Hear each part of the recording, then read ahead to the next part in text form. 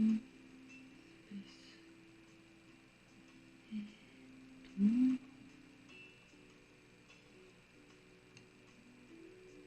よし、いけました。いけました。はい。始まりました。はい、皆さん、今日10分こんばんは遅れ失礼いたしました。こんばんは。よろしくお願いします。お願いしますこんばんは。今日91回目の勉強会に、おまとめ勉強会になります。はい、よろしくお願いします。91回目ですね。小さいな。じゃあコメント読んでいきましょう。はい、お願いします。もうリスもうリスがなくなってます。ゆとりろ Q さん。ゆとりろ Q さん。ゆとりろ Q さん。今週もありがとうございます。ありがとうございます。ひまりんこさん、こんばんは。自由人こうちゃんさん、ありがとうございます。ありがとうございます。ひまりんこさん、今日はお昼寝たっぷりしたので、最後まで聞けると思います。よろしくお願いします。スタンバっていただいたんでありがとうございます。山崎さん、今夜もありがとうございます。かおりさん、ありがとうございます。ご機嫌うるわしゅうございます。うるわしゅうございます。はい。さおためれいこさん、ちこうさん、いつもありがとうございます。いつもありがとうございます。いつもは X のスペースに参加してますが、アカウント凍結されているので、今夜はこちらに参加させていただきます。YouTube の方で、ありがとうございます。凍結されてしまっておっしゃってましたね。ありがとうございます。そうですよね。まだ回復してないですね。タイパーさん、かおりさん、みかさん、こんばんは。借金時計意味ありげなメッセージは、意味ありなメッセージは。もうすごいですよね。エスカレートしてきてますよね、いろいろね。オーナーは何が言いたいのでしょうか。何が言いたいんでしょうね。本当知りたいです。今週もお願いします。お願いします。さくやさん、ありがとうございます。ありがとうございます。いつもありがとうございます。1週間早すぎる、かおりさん、みかちゃんよ、今週もお願いします。よろしくお願いします。かずさん、こんばんは。こんばんは。タイパンさん、チャーリーさんはコパカバーナで、季節外れのバカンスかな。コパカバーナで思い出すのは、バリー・マニローの歌。なんだろう。わかんない。0202さん、こんばんは。未来さん、こんばんは。いつもありがとうございます。ありがとうございます。はい、今のところ以上です。こんな感じですかね。はい。そうしましたら、まあね、今週全般的になんですけど、まずは、今週頭らへんに、トラさんが1日でまた連続2回の、演説をされて、もうね、今週だったんだったか、先週だったんだかもうわからないし、しょっちゅう演説やられてるから、もうどれがどれだかわからなくなってきてるんですけど、今回は、ざっくりとは全体的に聞いたんですけれども、何よりも、話題はね、なんだろう、前回とほぼ全く一緒の焼き直しとかじゃなくて、毎回ちょっと変わってはきてるんですけれども、相変わらず、バイジさんの、悪口三昧っていう感じなんですけれども、なんか今回、いろんな人の名前とかが出てくる、おって思うことが結構いろいろあったりするんですけど、ちょっと前のことなんで、今具体的にいろいろ忘れちゃったんですけど、なんかペロペロさんの話をが出てきて久しぶりって、いつも一回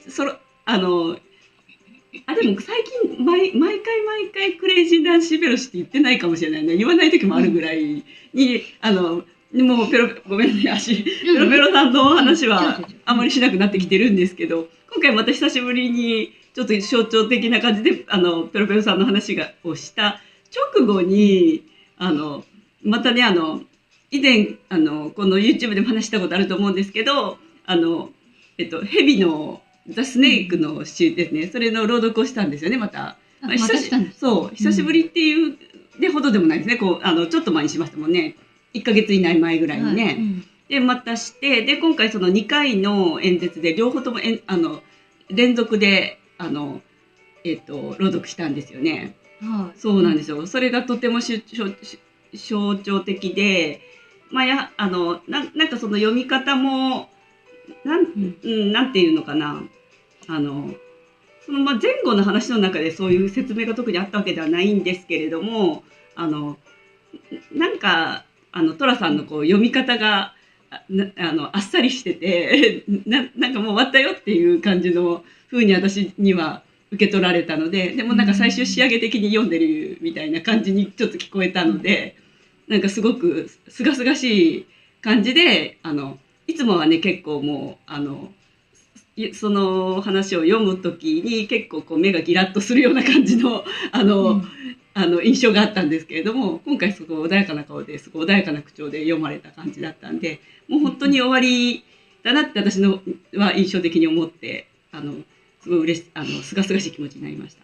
でまあそういう演説があって、で、その後ねフィルさんがイタリアに今行ってるんですけど、はい、イタリアに行くからって言ってしばらくライブ、またイタリアに行ってからゆっくりライブの次の予定は連絡するねって言って特になくてっていう感じで、そうこうしてる間にね、昨日突如チャーリーさんがブラジルにね、行かれてるっていうことで、ね、そうなんですよね。でしかもなんかブリックスがどっちゃらこうちゃらみたいな、ブリックスがあるよみたいな感じで、ブリックスの何がっていうのがなくて、そうそうブリックスがあるって言ったんですよね。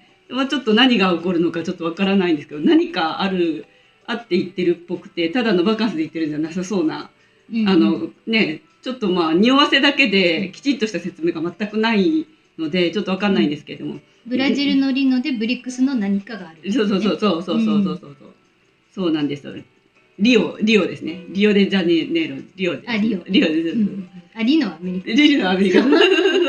コパカバーナでさっき話出た。で、なんかゆったりとしてらっしゃるみたいな。そういう写真はちょろちょろ送ってくれるんですけど、一体何があるんだか。でも確実にブリックスって言ったんで、なんかブリックスでなんか今イベントがあるのかなと思ってちょっとネットでサクサクしてみたんですけど、なんかねこの10月2023年の10月の18ぐらいからインドのどこだったかな、マイソールじゃなくてちょっと場所忘れちゃったんですけど、でなんかブリックスが主導するスポーツ大会みたいなのがあってるみたいなんですよ。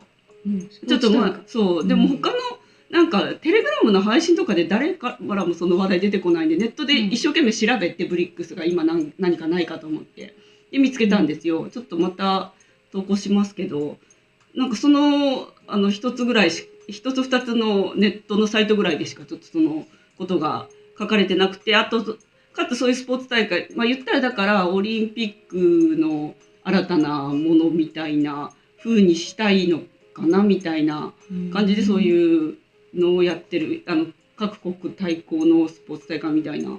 だけどテレビでも何も扱われてないし何なのかなと思って、ちょっと詳しくは分かんないんですけど、そういうのがちょうど10月の今のタイミングであるよっていうのを見つけて、ちょっと前にねトラさんがオリンピックの示唆をしてたの で、ちょっと気になったんですけど、でもちょっとまだそこまで詳しく深入りして調べてないので分かんないんですけど、ちょっと気になりました。で今週はだから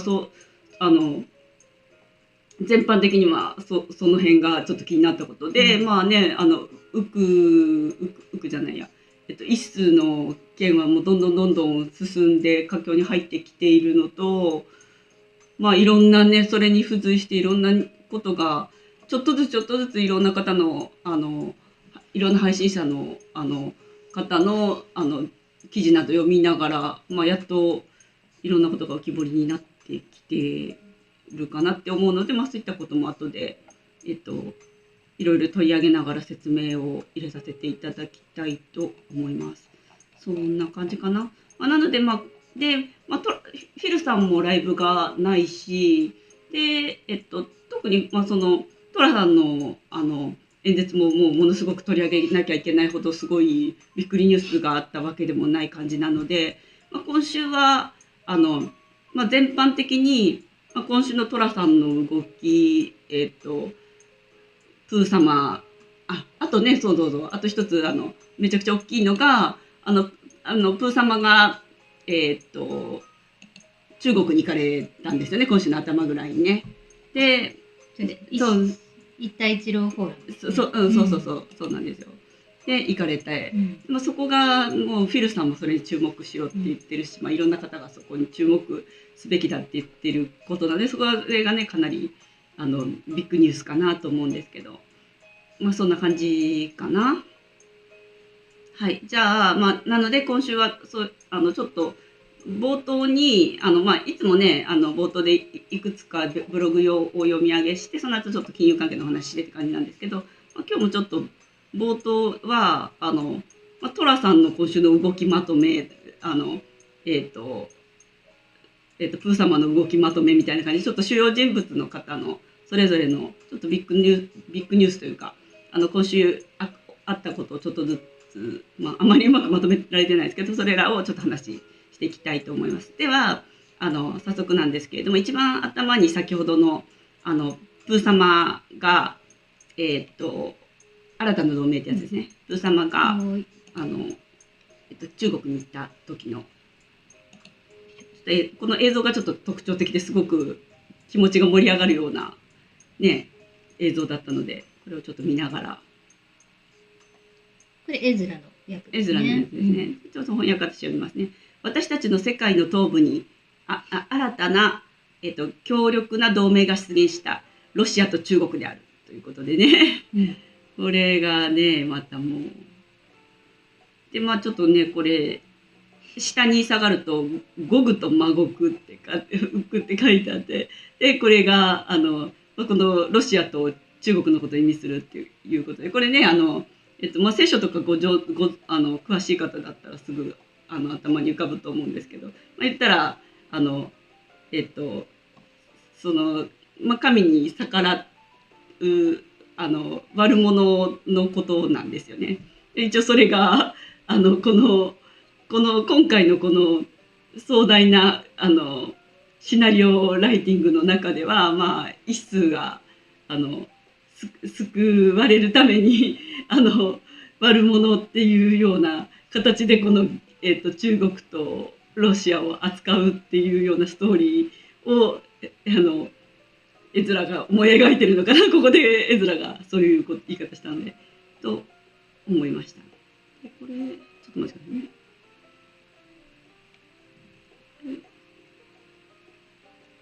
読むものに用意してなかったけど、これも後で読みたいな。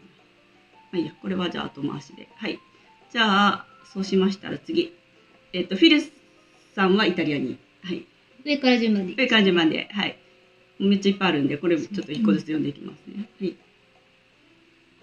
途中私もで番号書いてもうぐらい振ればよかったんですけど、ちょっと分かんなくなりますよね、どこまで言ったかね。どっかで変わりますね。はい。こちら。まず、チャットをミュートにしましたということで、まずね、フィルさんチャットをミュートに、まあ今なってないですけれども、しましたということで。で、明日イタリアで用事があります。明日ミュートを解除するつもりですということで、次回のライブの発表もその時にします。イタリアからっていうことで、それが、15日なので、日曜日かなね、日曜日だったんですよ。で、その後、ミュートするの忘れてましたってことで、ケリーと私はイタリアで無事です。ここ2、3日で事態は正常化することでしょう。次回のライブ告知をお楽しみに。と言ったまま、特にその後、ライブの告知などをするようなことはなくみたいな。はい、じゃあ次。せめて番号打ったらよかったですね。もうどうせ全部読むからと思って番号も打たなかった、何も書かなかったんですけど。2番目。どれがどれか分かんなくなりますね、これじゃあ。ごめんなさい、これ一緒でしたね。これさっき。すいません、失礼しました。3つ目。やっぱり書かなきゃいけないな。ちょっと作業はしょったら、わけわかんなくなっちゃう。じゃあ次、それから17日ですね。で、なんかね、フィルさんの、テレグラムチャンネルがなんかロックがかかって今、転送ができなくなってるんですよ。でめちゃくちゃ困るんですけど、おそらくそういう偽チャンネルの人とかが転送してふりするのを多分避けるためなのかなって思うんですけれども、それをやってるんだろうなって私は思ってるんですけど、なのでもうスクショ取ってそれの翻訳するぐらいしか今できなくって。でもスクショはできるんですね。そう、スクショはできる。スクショもできなくできますよね。できなくできます。今スクショはできるんですよ。そうなんですよ。で、世界と主流メディアがハマス一数に 100% 注目している。一方で他の場所では何が起こっているのでしょうか。昔の行動に陥らないでください。見て考えて。で、2020年の総選挙の夜、馬場さんはどこにいたのでしょう。なぜ彼はそこにいたのか。彼と一緒にいたのは誰でしょう。ということで、ちょっと、ね、Qドロップのような、最近そういうね、投稿が多いんですよね。ちょっといろいろ考えてね、匂わせ投稿が多いんですよ。はい、じゃあちょっとこれ次4つ目。今4つ目。ちょっと待ってね。今のが4つ目か。今から4つ目。今から4つ目。ごめんなさい、本当に。全部読むとはいえ。4つ目。覚えてない。わかん。次、バイジーが一室に向かい、下院の議長選挙が行われるのと同じ時期になぜプー様は中国にいるのだろうか。そこではなく、ここを見てください。古典的なミスディレクション、行き先違いだ。プー様が中国にいたのは重大な理由があり、それは MSM が伝えたことではなかった。もうすぐだ。いや、もうすっごい胸熱なんですよ、これ。子供に匂わせっぽいですね。もうそんなばっかりだ、ここ最近そういうの多くて。なんか絵面となんか口調が似てきた。そうね。ね、もうなんか口調が全部Qドロップっぽいんですよね。次5つ目ですね。はい。主要メディアはハマスは悪であり、イスは無実の被害者だと描いている。私たちはこのことを信じるのか、誰が、ハマスを雇っているのでしょう。考えてみてください。ということで。で、ちょっとその後、またこれはまあいいか。じゃあ以上で。はい、次。1、2、3、4、5、6。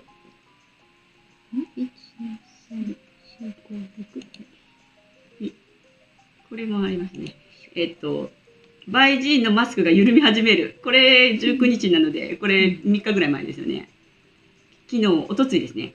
で、今まではかなり良かった。暑い部屋に長くいて、マスクが顎から外れてしまわないようにしてきた。マスクが緩み始めていて、顎の部分が膨らんでいるのがわかるだろう。これね、もういろんな人が、ね、顎にバットマンね。顎にバットマンいるみたいな。バットマンってこういうマークなんでしたっけ？そう。なんかこういう。そんなことを言ってるんですね。顎がバットマンだみたいな。そういうね。これはひどい。ひどいね。ひどい。わざとだと思うんですけどね、もうこの辺は。1、2、3、4、5、6。次、7。そうですね。1、2、3、4、5、6、7。はい、7。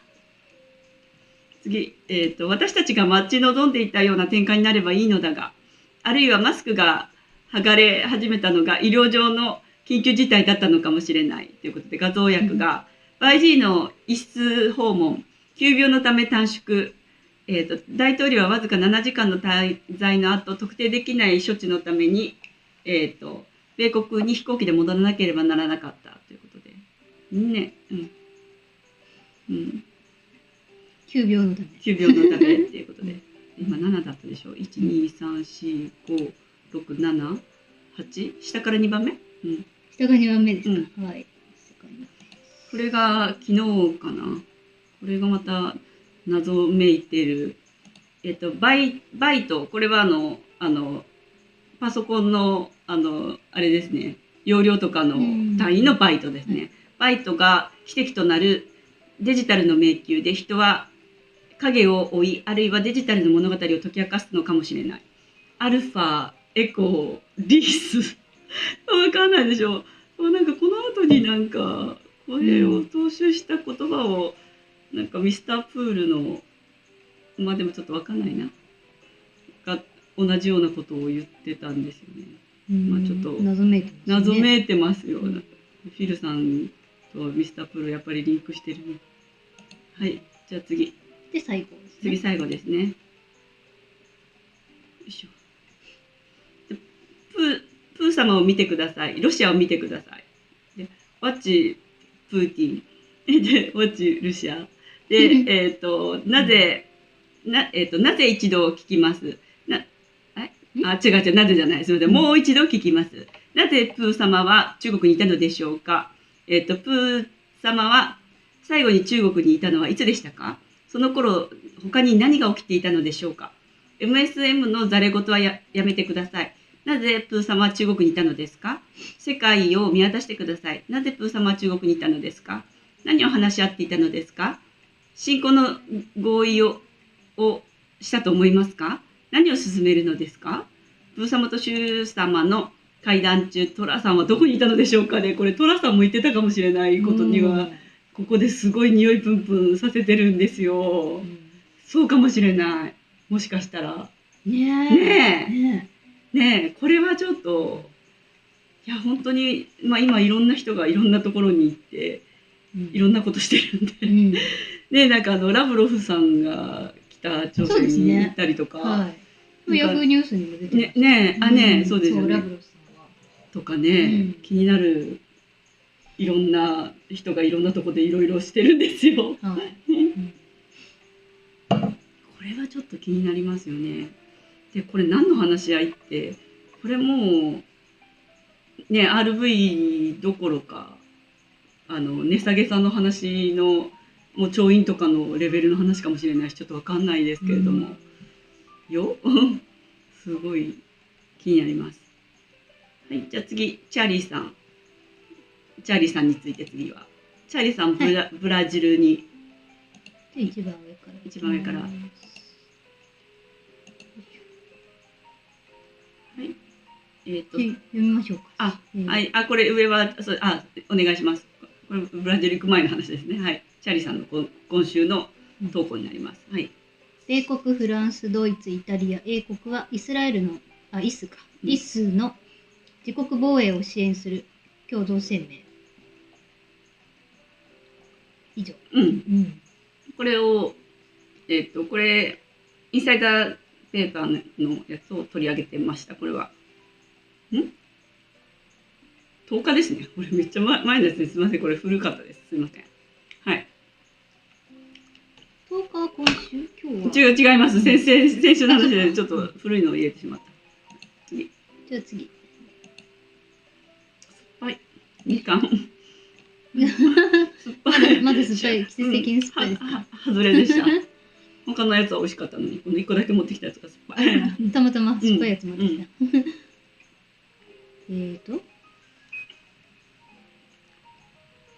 これも古い。これでも14日、これもやめます。ごめんなさい。これ14日だから。じゃあ3つ目から。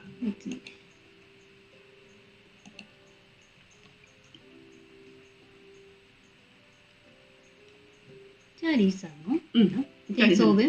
転送文。下院共和党会議は124対81の投票でジム・ジョーダンを下院議長に指名することが決議した。14日の話ですもんね、これね。何人の共和党員が彼に反対票を投じたかは全く馬鹿げている。これらの投票は秘密にしてはならない。これは、要は、チャーリーさんもこれに注目しているってことが言いたくて言ってあげようかなと思っただけです。もう前の話なんで、今のね、内容とはちょっと全然違うんですけど。今3回投票があって、3回とも不合格で。不合格で延期になってます、一応今のところ。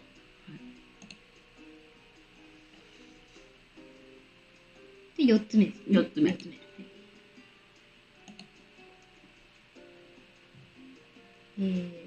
れはチャーリーさんが書いたやつかなですか。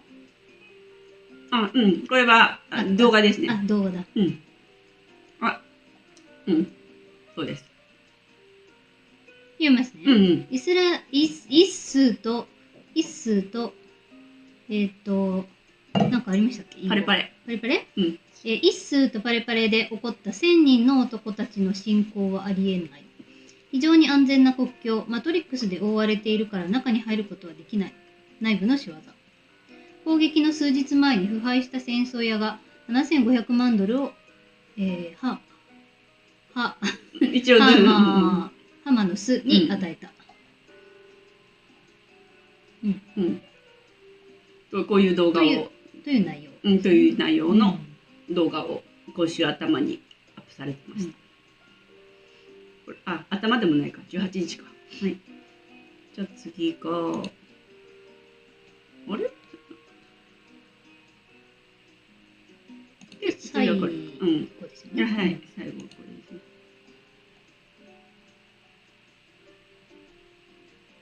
これも動画。で、これはブラジルブリックスで今ブラジルに着きましたよっていう、いますよという。で、これがコパカバーナビーチですよっていうので下下がっていただいて、で、これがなんかバイラル TV は間もなく始まります。バイラル TV ってなんだろうと思って、ウイルス性のテレビみたいな。でそういう名前の何かがあるのか、ちょっとこれ言葉の、なんでこんなこと言うんだろうと思って。ね、ウイルスの暴露とか、ちょっとそういうふうに考えたりとかしちゃって、ちょっと違うかもしれないけど、バイラル TV は間もなく始まります。書かれてました。なんでしょう。ね、わかんないです。こういう名前のテレビ局があるのないかもしれないですね。これはブラジルのテレビ局の名前？なさそう。でもなさそうでしょ。下の方ちょっと下がっていただいたらその書いてあるんですよ。バイラル TV カミングスってね。でもうちょっと下下がっていただいて、そうすると今度もう一個写真、ブラジルにいますよっていう写真で。もう一個下もまた写真で、ブラジルいますよ写真で、でまた下に下がっていただいて、イエスがあなたを愛していることを忘れないでくださいということで、写真で、またその下、もう一枚写真で、めっちゃいい写真ですよね、これね、すごいですね。さらに良い写真がこちら、そして、彼は今でもあなたを愛しています。ということで以上になりますけど。という感じでね、今チャーリーさんがブラジルにいるんですね。何か起こりそうな匂いがプンプンしますよね。これは言ってることがちょっとなんか謎めきすぎてて、そうなんですよね。すごい気になります。チャーリーさんはもともと転々といろんなとこに行かれますけど、でも最近はどこにいらっしゃったのか、特にね、情報が少なかったなかったですね。そうなんです。最近はご自宅にいらっしゃったんだと思うんですよね。そんな感じですよね。特にどっかに行ってますとか。知らせはなかったです。なかったですね。そうなんですよね。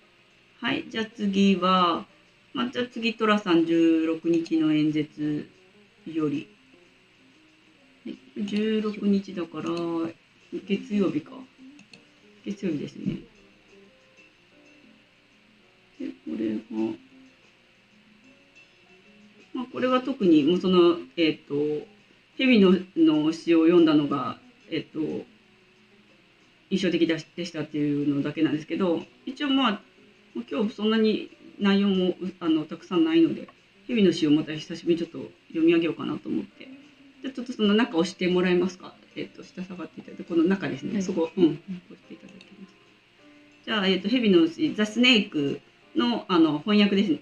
をちょっと読み上げしたいと思います。これは2017年の、トラさんの100日目の、大統領就任100日目の演説の時の文を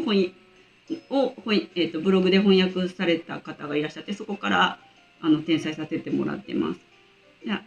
ある朝彼女は職場へ向かっていました。湖のそばの道を通って心優しい女性はみすぼらしく半分凍えている。待って、カールさん、押したらここに。間違えた。じゃあ戻ってもらって。戻って。下下がってもらって。そこですね。久しぶりに。で、見つけました。綺麗な色の皮は霜に覆われていました。なんて気の毒な、と彼女は声を上げました。で、これ、トラさんが読み上げたんですよね。で、テンダーウーマン、どうちゃらこうちゃらみたいな。彼女は声を上げました。連れて行って世話をしてあげます。で、ここでつまり国境ですっていう、あれが、ね、この時のはそういう注釈が入ってました。ああ、心優しいお嬢さん、どうか私を入れてください。ご承ですからどうか私を入れてください。心優しいお嬢さんと危険な蛇はため息混じりに懇願します。彼女は蛇をシルクの、布団で丁寧にくるみ、暖炉のそばに寝かせ蜂蜜とミルクをあげました。その夜彼女が職場から大急ぎで戻りました。家に着くなり彼女が目にしたものは連れて帰ったきれいな蛇が息を吹き返した姿でした。どうか入れてください、心優しいお嬢さん。ご承ですからどうか私を入れてください、心優しいお嬢さんと、危険な蛇はため息混じりに懇願します。彼女は蛇を懐にしっかり抱えて、あなたはとても美しいと言いました。もし私があなたをここに連れてこなければ、なんてかわいそうにあなたは死んでいたでしょう。彼女は蛇の美しい顔を撫でてキスをし、ぎゅっと抱きしめました。しかし、ありがとうを言う代わりに、蛇が送ったものは危険な一噛みでした。どうか入れてください、心優しいお嬢さん。ご承ですから、どうか私を入れてください。心優しいお嬢さんと危険な蛇はため息混じりに懇願します。あなたを助けてあげたのに、彼女は言います。それなのに私を噛むのはなぜ？自分の牙には毒があるのは知っているでしょう。そして今私は死のうとしています。黙りなさい、愚かな女よ。その爬虫類はにやりと笑います。私が蛇だということは家に連れ帰る前から知っていたでしょう。というね、こういう詩なんですよね。もうめちゃくちゃね、カバちゃんたちの本当に冷徹なカバちゃんたちのことをもうそのまんま比喩した詩になるんですけれども、だからもう本当にそういう人たちには何を言っても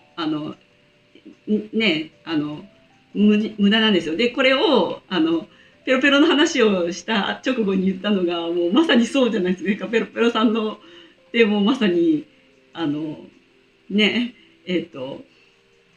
一度そのねホワイトハットの下で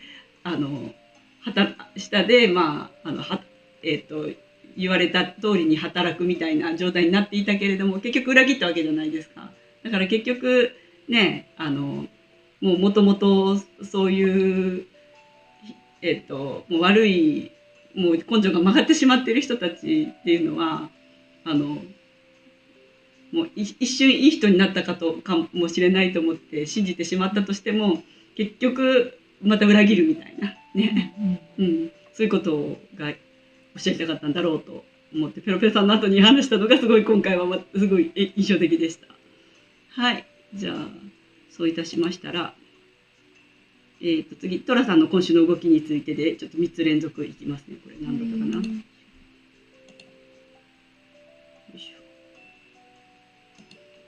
次は、トラさんがトゥルースソーシャルに投稿した動画、これねトゥルースソーシャルに出してたんですよね。でバイジーさんと60 Minutes っていうテレビ番組で対談をしたんですよね。これ本当に向き合ってるのかどうかはちょっとわからないですけど、一応そういう自家自己してるかのような映り方で一応、で、私はバイジーさんと60 Minutes に出演したということで、一応動画の役を入れますね。ちょっと早口で分かりづらかったんですけど、トラさん、私たちは我が国史上最大の経済を作り上げました。まずこのことを整理してみましょう。もうこれ2人がもうこう話が交差してるからちょっとね本当はちょっとこううまく訳すのが難しいんですけど、アフリカ系アメリカ人の失業率、アジア系アメリカ人の失業率、ヒスパニック系アメリカ人の失業率、事実上すべての数字が過去最高でしたね。事実上すべての数字が月ごとの最高のインフレ率でした。これはほんの少しのことでしょうか。トラ、これまでで、最高の株価を記録したとは言い難いです。しかし、我々はどうだろう。ここ数ヶ月相場は急騰していません。トラさん。彼女は、3万3000通の電子メールを削除しました。突然こういう話が出てきて。で、おじい、そんなことがあり得るのでしょうか。誰か一人が本当に責任があるのでしょうか。そして私は情報源や方法を危険にさらす可能性のあるデータ、つまり人助けをする人の名前など全く無責任なものです。本当尻滅裂になってたんで、おじいさんの話が。で、言ってることはちょっとよくわかんないんですけれども、で、トラさん、彼女のやったことは恥ずべきことだと思います。おじい、正直な時、私からはそれだけです。トラさん、彼がスキャンダルを起こしたのは私の選挙キャンペーンをスパイした時です。おじい、私はまだです。トラさん、私の選挙キャンペーンをスパイしていたことがバレたんです。そして彼らはそれよりもはるかに遠くまで行き、そして捕まりました。私たちの司法省です。バマオさんとバイデン。おじい、それは間違っている、とても間違っているって言ってて、で、もうすごいベリーなんちゃらみたいな。で、トラさん、怒ったことは恥ずべきことだと思います。で、おじい、あのことは全て終わってしまったことだと考えてください。トラさん、どんな種類のアイスクリーム、何味のアイスクリームを持っていますか。で、突然アイスクリームの話にそしたら、おじい、それが何であるか正確に知っていたら私があなたに言うと思いますか。もちろん、教えるはずがありません。トラさん、あなたはネガティブな態度でここに来て、おじい、そのような決断を下すのは時期尚早です。トラさん、そして私が仕事を終えた時、この国はかつてなかったような状況に置かれていることだろうと思います。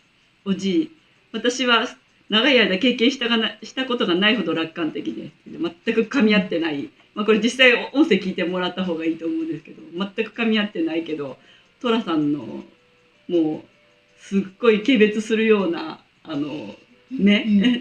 で彼を見ながら喋ってちょっとギラギラした目線で喋ってたのが、この緊張感もすごいぜひ見てほしいです。それに比べてもう売人のおバカなことそうでももう本当話がお互いが話していることを遮るように畳みかけるような話し方だったので、もうちょっとよくわかんない内容だったんですけれども、はい、じゃあそういうことがあったんですよね、今週。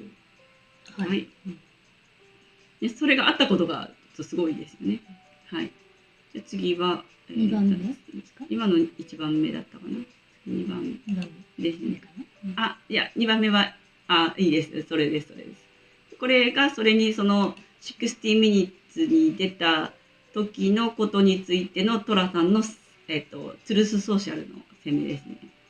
でこちら、彼らは歪んだジョー・バイジーさんにインタビューし、まるで迷子のように彼を誘導した。質問の一つ一つに答えが含まれており、あまりに弱々しく申し訳なさそうに質問されたので、民主党への選挙貢献とみなされるべきジョークだった。なぜ CBS はこの極めて党派的な番組のために無料で公共の電波をつかなければならないのだろうか。地獄のラップトップで犯した間違いを私に謝罪することもなかった。バイジーさんはアメリカ史上最も腐敗した無能な大統領であるにもかかわらず、彼らはバイジーさんを守っているのだ。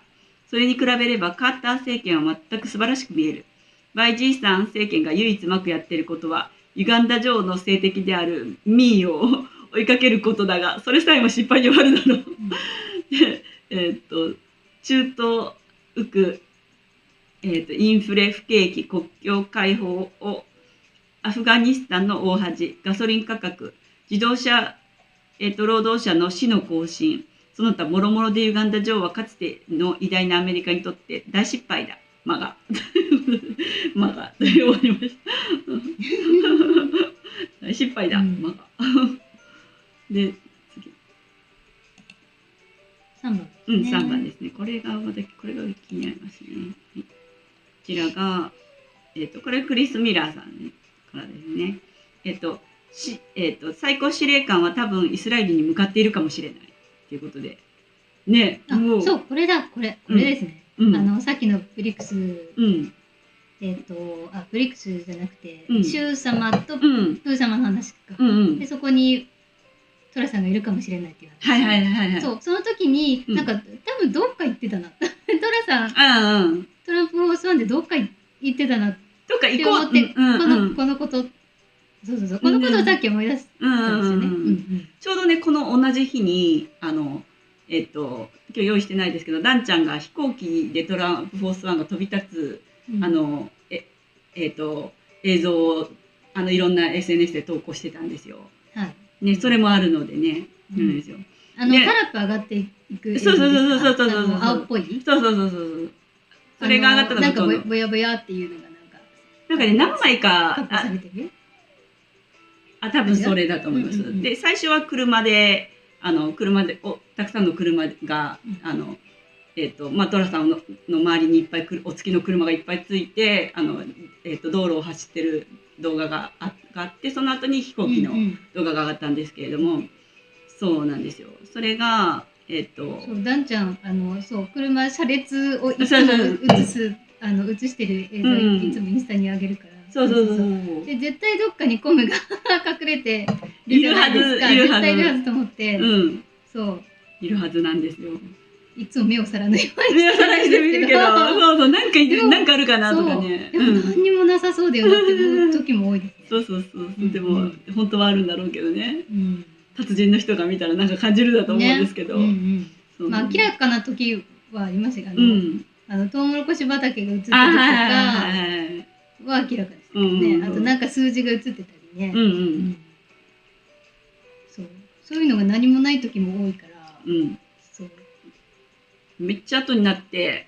でも何かかんかは毎回コムなんですよね。全部無意味にあげることは全く。そうですよね。あげるからには全てに意味があるはずなんですけど。ジャン・ヘルパー・ヘイズ博士も言ってましたね。そうもう全部がコム。無意味なものは多分一つもないはずなんですよね。それって私たちに考察させてるんですよね。考察させてるんですよ。フィルさんもよく言ってるんで、そういうもう自分たちの方と同じような感覚を持ってる人にみんなになってほしいから、こう宿題的にこういう暗号的なことを言ってるんだよみたいなことをよくフィルさんもおっしゃってましたけど。だから匂わせ発言多いんです、多いんですよ。そう自分で考える。考えさせるよ。そうだからやっぱもう、キーワードは自分で考えるっていうことですね。そうして自分で考えてほしい、考えれる人になってほしい。アリエルさんもそうです。アリエルさんのツイッターも問題提起的な感じで。そうで答えを教えてくれない。まあQドロップもそんな感じなので、もう全てがそういう感じですよね。そうででこちらがそうなんですよ。イスラエルに向かっているかもしれないってクリス・ミラーさんが言って、その前にいろんなところでこのねこれシャドウ・オブ・エズラさんのやつなんですけれどもね I may go to イスラエルということでねイスラエルに行くかもしれませんよみたいなね行くかもよ行っちゃうかもしれないよっていう匂わせの発言をしても、これ動画もあるんですけどね、この下のやつが動画ですね、この下のやつがもうこれが動画でそれを言った時の文なんですけれども、はい、っていうのがちょっと話題になってまして、これ法廷に行った時の帰りだと思う。帰りの1週間ぐらいずっと毎日通い詰めでしたね。ね、そうですよね。その時の件です。で次、次今週戻ってもらって、今週末までに決まらなければ寅さん招待。これ本当だと嬉しいですね。これ嬉しいですよね。こういう展開もあるかもしれないかもみたいな。はい。次がいろんな展開が用意されてる。もうなんかもうプラン B だかプラン C だかもうなんかねもうプラン C になったのかもしれないですよね。もうなんかもう C とか D とかどころじゃなくて、もうもっとなんかねね、どこまで用意されてる、どこまで用意されてるかわからないです。10本指ぐらい用意されてるんじゃないかっていう。で、今日で議長の不在は17日目になるということでね、これ21日の分ですね。で、ジョン・ダウリングの。で、トロイ・ニールズ、下院議員。今週末までに議長が決まらなければ、謹んで党首トランプ氏を招待するということで、ねで、まあそういうシナリオもあるかもしれないぞっていうことで、はい、これもう今週末終わったので、今週末ですよ。もう3回目でもう不合格だったし、そうなんですよね。もうそうなっても次は終わりですか、ね、一応まだ続くっていうふうには言われてるけど、こういう話もありますということで、で次その2つ目。来週月曜日ぐらいに何かトランプさんを招待させていただくんですか？かもしれない。そういうね、そういう流れになるかもしれない。プラン C に入りましたね。わかんないけど。で次こちらトラさん大勝利。いや今二重になってたでしょ。その2段目それ。それ今と同じ話なんですけれども、こちら動画でトロイ・ニールズ下院議長を私はドナルド・トラーさんに移るということで、我々は3人のスーパースターを議会に投入した。我々は彼らを送り出した。マッカーシーがいたが彼は必要とされなかった。多数派のスカリスはもう必要ない。我が国で最も人気のある、共和党のメンバー2人を獲得したが、ナンバー2ね。共和党の、ナンバー2を、獲得したが、彼も必要ない。私はトラさんに移ることにするということで。ということで。もう大歓迎です。大歓迎ですよ。いいアイデアですね、それは。じゃあちょっと移りましょう。移りましょう。ね、じゃあ次、トラさん大勝利。すごいね、もうオープニングだけでもう56分になっちゃった。まだ全然、まだあるんだけど。全然オープニングの枠にとどまらない。とどまらない話になってます。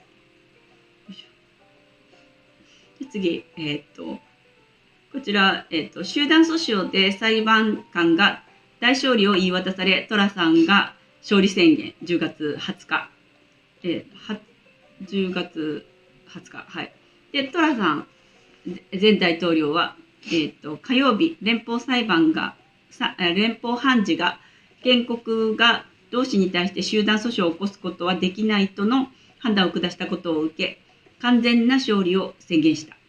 完全な勝利を宣言したということで。次は何かな。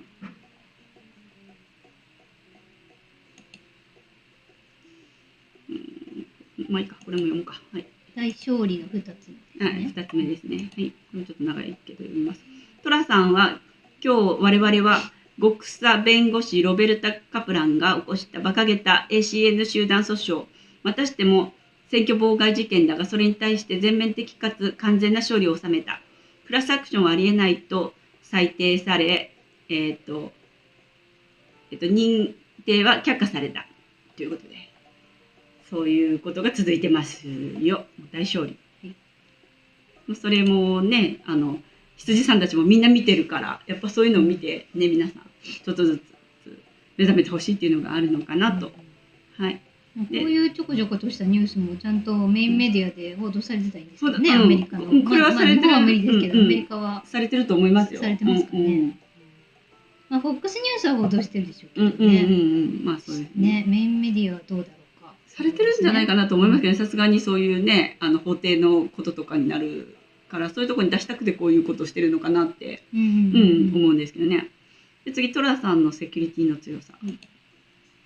これ今日エズラさんも挙げてたんですけど、ね、これが、トラさんの上空でのセキュリティチームということで、これ動画の方ちょっとだけど、こういう感じでね、空でも。クリス・ミラーさん挙げてたんでした。転送してたんでしたっけ？これはね、エズラが挙げてました。文面はちょっと違うかったんですけど。いいですね。ね、こんな感じで、もう飛ぶ時はたくさん周りにね、護衛がつく、空でもこれですからね、すごいですよね。これはすごいなと思いました。はい。じゃ次、ダンちゃんのインスタ。もう59分になっちゃった。早いな。まあちょっと10分遅れたけど。次、これダンちゃんの今日のインスタで、もうね、インスタ最近ね、見てはいるんですけど、もうね、ストーリーだけでもう十何分とかある時があって、そう、だからもう、毎回は上げてないんですけれども、それ上げようと思ったら翻訳もしなきゃ。そうなんですね。インスタってそんな長く上げるんですね。まあ、動画は、なんていうんですかね、その日の、ストーリーで、何個もちっちゃいのを上げたものを全部そうくっつけて、今日はこれをみんなに見てほしいものだっていうので、なんか、多分24時間限定かなんかで出すんですよ。それは自分たちで編集して出してるんですか？一つ一つの、順番にインスタの投稿としてあげるんですけれども、それを組み合わせて今日のみんなに見てほしいものとしてじゃあ自動的になんかくっついてくれる、くっつくような感じで、それがもう2つ3つの日もあれば、今回は2つだったんですけれども、あればもう十何個くっついてる時があって、それで最初から最後まで見たらもうもう20分弱ぐらいある時とかもあって。そうです。前は結構そういうのもきちんとこう投稿してたんですけども、最近ちょっとあまりもう見るだけで投稿してないんですけど。インスタのアプリ持ってないから。ああ、そうですよね。そう。かおりさん頼みになって。インスタはダンちゃんとかイバンカさんとか。そうですね。で、今日のやつはなぜあげたかっていうと、11月4日にフロリダでラリーやりますっていう案内があったんですよ。でちょっと下下がっていただいて、その次下はトラさんですけど、トラさんも同じような内容だったんで、そのまま流してもらって、その下ですね。その次の下行ってもらえますか。で、調べたらやっぱり RSBN で11月8日8のつく日ですね、次の。そうですね。にフロリダで大規模なビッグラリーがありますということで、さすがにここら辺がもうね8日ですよ。もうこんな先のことこれはもう暗闇明けた後の話だろうと思ってだと思っても、ここもこれなんかもうそのラリーの予定が上がるごとにいつもまた伸びるのかなっていつも思っちゃうんですけど、それはやるって言ったことはやるだろうと思うから、でもこれはさすがにこんだけ空いてるからねえ、いろいろ片付いた後でやってほしいなと、でもこの8のつく日はまたちょっと何かの節目なんじゃないかなってね、思いますね。もしRV 起こったとしてもトラさんは集会やるでしょうからね。やると思いますし、それを関係なく、そのラリーっていうのが、その演説っていうのが何かの発表の演説になるかもしれないとかって思うから、だからちょっとこれはもう発表の演説であってもおかしくないかなと思ったり、この日程になるとそのぐらいのことになってもおかしくないんじゃないかなと思ったりとかしてますが、はい、じゃあちょっととりあえずトラさん終わったので一回一区切りします。そうしましょうか。まだオープニングからにちょっと読んだだけだったんで。あれ？おえ？いや、私出してなかったパソコンの画面。ごめんなさい、皆さん。本当に？出してなかった。パソコンの画面出してなかった。すいません。そうだったんだ。多分皆さん書いてくれてたんですよね。いやすいません。見えてた。私たちには見えた。本当ごめんなさい。めっちゃごめんなさい。いやどうしましょう。本当すいません。読んだらよかったね。すいません。いや見えてなかった。いや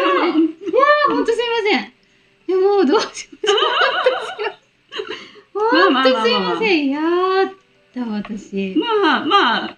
すいません。動画とか、ね、動画とか、映ってるよって言ってたのが全然映ってなかった。いやー、ほんとすいません。皆さん書いてくれてますね、多分ね。そうだったんだ。書いてくれてたんだ。いやー、すいません。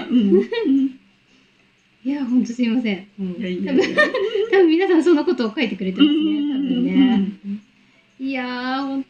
いやー、すいません。すいません、ほんと。気づいてませんでした。こっちには見えてたから。いや、私自分でパソコン画面ばっかり見てて、こっちを全然チェックしなかった。いやー、ほんとすいません。なんかご質問とかはあるかな。ほとんどその件になってるの。ほとんどその件じゃないですかね。ゆゆここさんからかな。ゆゆここさん、かおりさん、みかさん、こんばんは。こんばんは。伊藤なのかさん、こんばんは。こんばんは。シャーズナブルさん、こんばんは。エアフォースワン出発。京都市さん、今夜もお願いします。よろしくお願いします。ビットコインが、ね、爆上がりしてますが、意味があったら解説してください。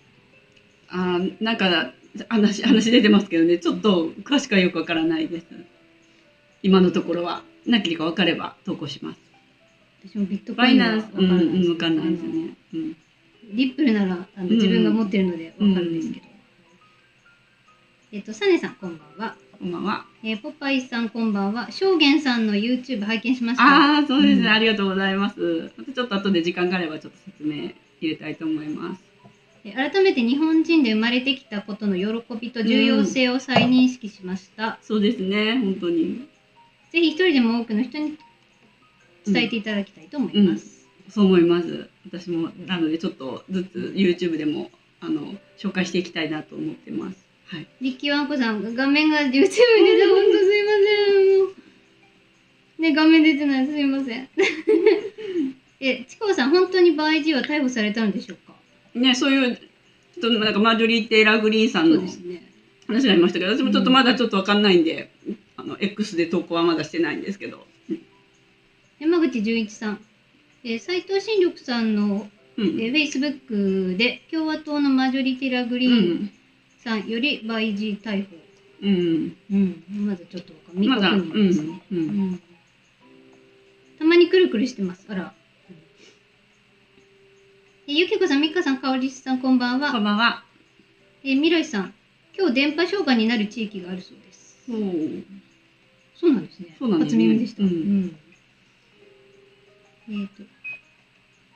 まなちゃんありがとう。いつもありがとうございます。今夜も楽しみに。ありがとうございます。ありがとう。ありがとうございます。りきわこさん、すいません。サブ画面出てないようです。ありがとうございます。すいませんでした。タイパンさん。ペロペロさんはアメリカ。ヤクザ。89さんの娘という話は本当ですかね。ペロペロさん。ちょっとあんまり詳しくわからないですけど、ありえますよね。その辺は。誰かの娘っていうのはなんかね、あったような気がしますね。そのお父さんも、もともとお父さんも確か政治家だったと思うんですけどね。そう。でもちょっと詳しく、もうそこら辺でしょう、でも。そんなようなもんですよ、みんなあの辺の人たちは。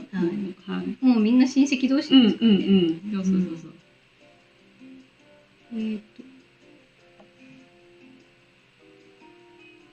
なおこさん、英国のなおこさん。なおこさん、ありがとうございます。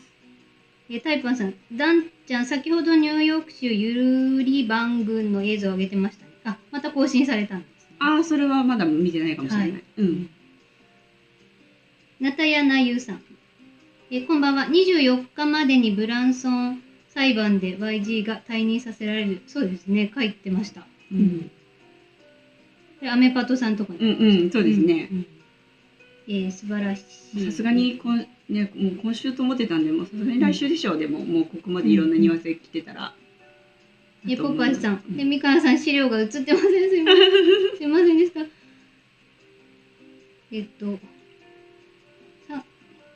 杉蔵さん、三峡ダム175メートルまであと10メートル。あ、本当ですか。そうなんですか。おお、そうなんですね。あ、来てますね、結構ね。ちょっとずつ、ちょっとずつ。そうですね。160個ぐらいっていうことです。今、結構な、あれですね。もう一息ですかね。もう一息ですね。リキワンゴさん何度も教えていただいて、もう、すいませんでした。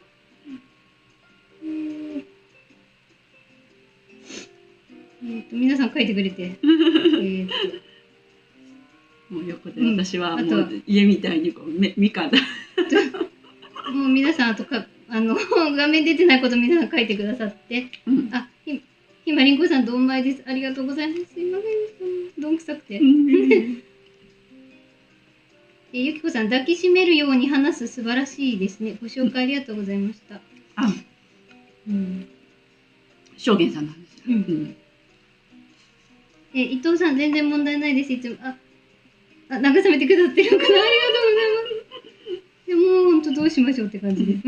まあ途中で分かったんでよかった。0202さん、斉藤新緑さんが、ベトナム独立のことを言っておられましたが、これはどういう意味があったのだろう。かおりさんはどう思いますか。ベトナム独立までの話はちょっと読んでないかも。もうベトナム戦争のことですね。ちょっとまだ海外の記事とかであんまりまだ読んでないですね。そのベトナムのことについては結構いろいろ書かれてる方の記事は読んでますけれども、独立するというまではちょっと私は読んでない。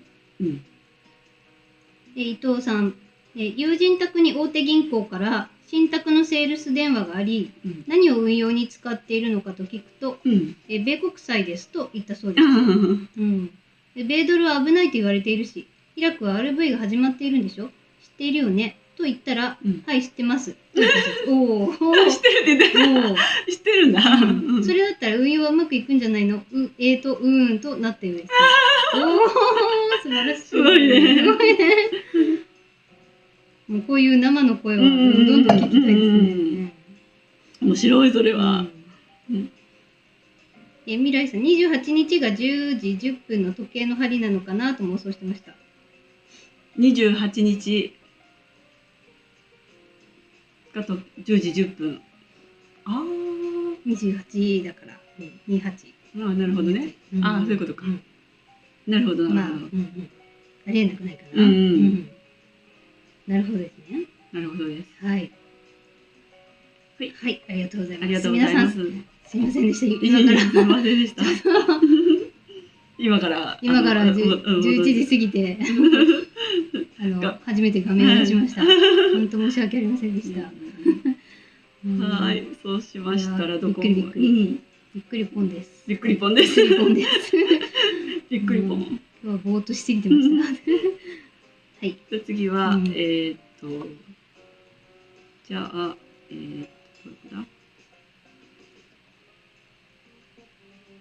どこまでダンちゃんのインスタが終わったんですね。じゃあアメリカの空、これいきましょうか。アメリカの空。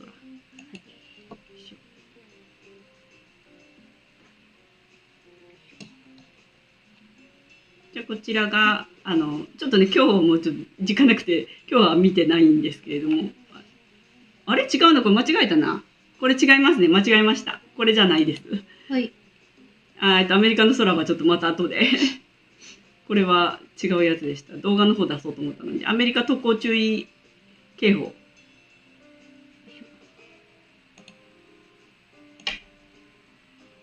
よいしょ。こちらが出てるね。出てるね。はい。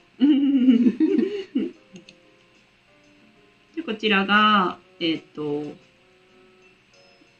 急アラート、米国務省は全世界に対して渡航注意警報を発令したということで、これすごいですよね。もうこれもう来たなって思いましたけどね、これは。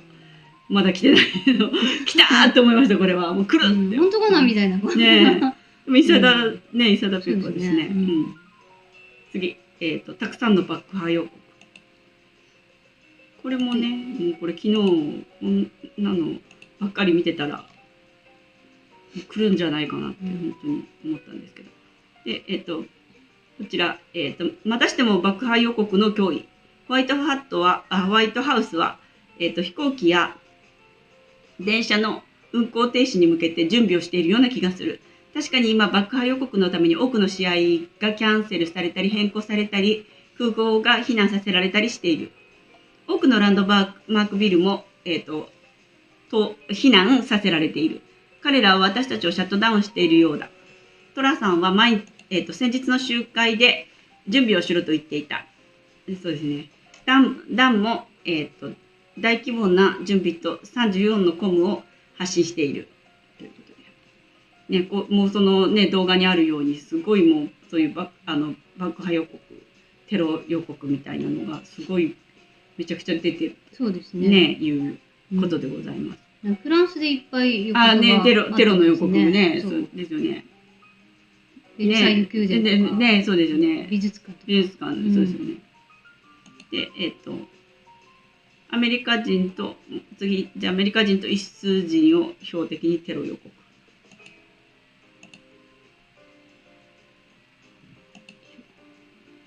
じゃあこちらですね。で、アメリカ人とイス人の両方を標的とした前例のない数の世界的なテロ脅威が発生している。ローマの空港やその他多くの国の、空港が爆破予告により避難した。でこういうことがすごいたくさん今起こってるので、もうね、もうそれは本当どっちの作戦かわからないですけれども、そういうのでね、そろそろEBS に向けてこう人々が家にいるような状況を作っていってるんじゃないかと思ったりしてます。軍の動きも活発みたいですね。活発ですね。すごいですね。空もそうだし、そうじゃなくて空以外もですね、たくさんあとまあまたいろんなところで戦車運ばれて、戦車の軍団が目撃されたりね、そうですよね。いっぱいですよね。あと、ゆうべかな、ワシントン DC。そうですね。それ、用意してますね。あれすごいですよね。あれ、後でどっかに出てきます。軍人さんたちはゾロゾロね、あれ、移動してほしいですね。どこに入れたかな。下の方かな。後で出しますね。はい、どこかちょっとわかんない。で、次。プー様ミサイルを搭載してパトロール。次、プー様の話に行きます。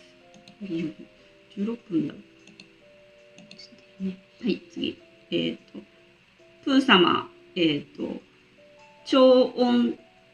極超音速ミサイルを、搭載した戦闘機で黒海上空の巡回パトロールを24時間体制で開始するよう命令。ね、すごいですね。ということです。なんかいろいろなんかね、高まってきましたよね。盛り上がってきましたよ。次、プー様、核のスーツケース。でこちら、各スーツケースは、常に大統領と共にある。今はいつ核戦争が起こるかわからない時代だから、常に常備しておかなければならないということで、動画がね、これ動画ちょっと見ていただいて、スーツケース持って、お付きの人がスーツケース持ってます。ね、これ右手は動かせないんですよね、プー様が。お付きの人が持ってます。これ右手を動かせない、プー様。じゃあ次。はい。次。そのまま下下がってもらえますか、今の。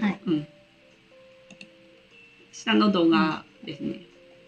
で、プー様訪問中に中国でテーブルがどのようにセッティングされたのか。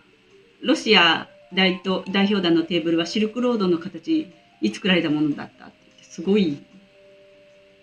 これすごい凄まじいですね。職人技ですよね。これ食べ物かどうかわかんないけど、これ食べれたりするのかな。違う、これは食べ物じゃないですよね。これ全部食べれたらすごいですよね。すごいですよね。これびっくりしました。す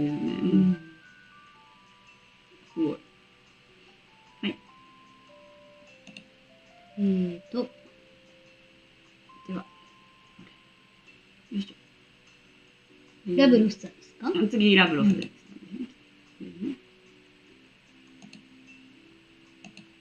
次が、さっきちょっとちらっと言った、ロシアのラブロフ、外相が、本日北朝鮮に到着したということで、これ、これ、おとついですね。北朝鮮来ました。これも何かありますね。気になりますよ。何もないのに行くわけないですからね。はい。じゃあ次、大数前にやらなきゃいけないこと、エズラさん。よいしょ。じゃあ次、こちら。第一数が国境を拡大する前に彼らにはやるべきことがいくつかある。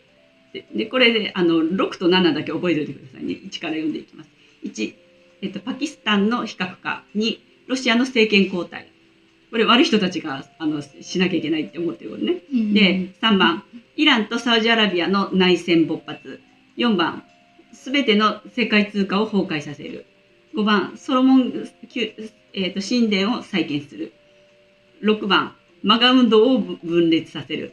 7番、米軍を、内部から崩壊させる。で、これクリス・ミラーさんが、6と7が今起こっているよって言ってました。ちょっともうそれ出そうと思ったけど、もう出さないで次進みますね。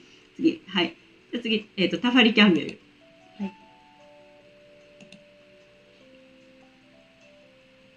こちら今日出てきたニュースで、バマオさんの専属シェフ、タファリ・キャンベル氏の歴史事件に関する新情報ということで、バマオさんは犯罪現場にいたことが確認されたということで、シークレットサービスは亡くなる前のタファリ・キャンベル氏の監視カメラの映像を入手している。いろんな方がこれ取り上げてますね。はい、でもこれもう間もなく来そうですね、これもね。こっちはこっちで。こっちはこっちで、いろいろ進んでるんですよ。これ気になる。いろんなとこで、いろんな人が。いろんな悪い人と広まるが。進んでますけど、本当すごいですよ。すごいもう同時多発的にいろんなことが起こっているんで、今。じゃ次、倍時10日間の暗闇込む。よいしょ。じゃ次、こちらが、顎男。顎男は10日間の、もう、顎男って言われるようになります。ここはちょっと笑えるポイントです。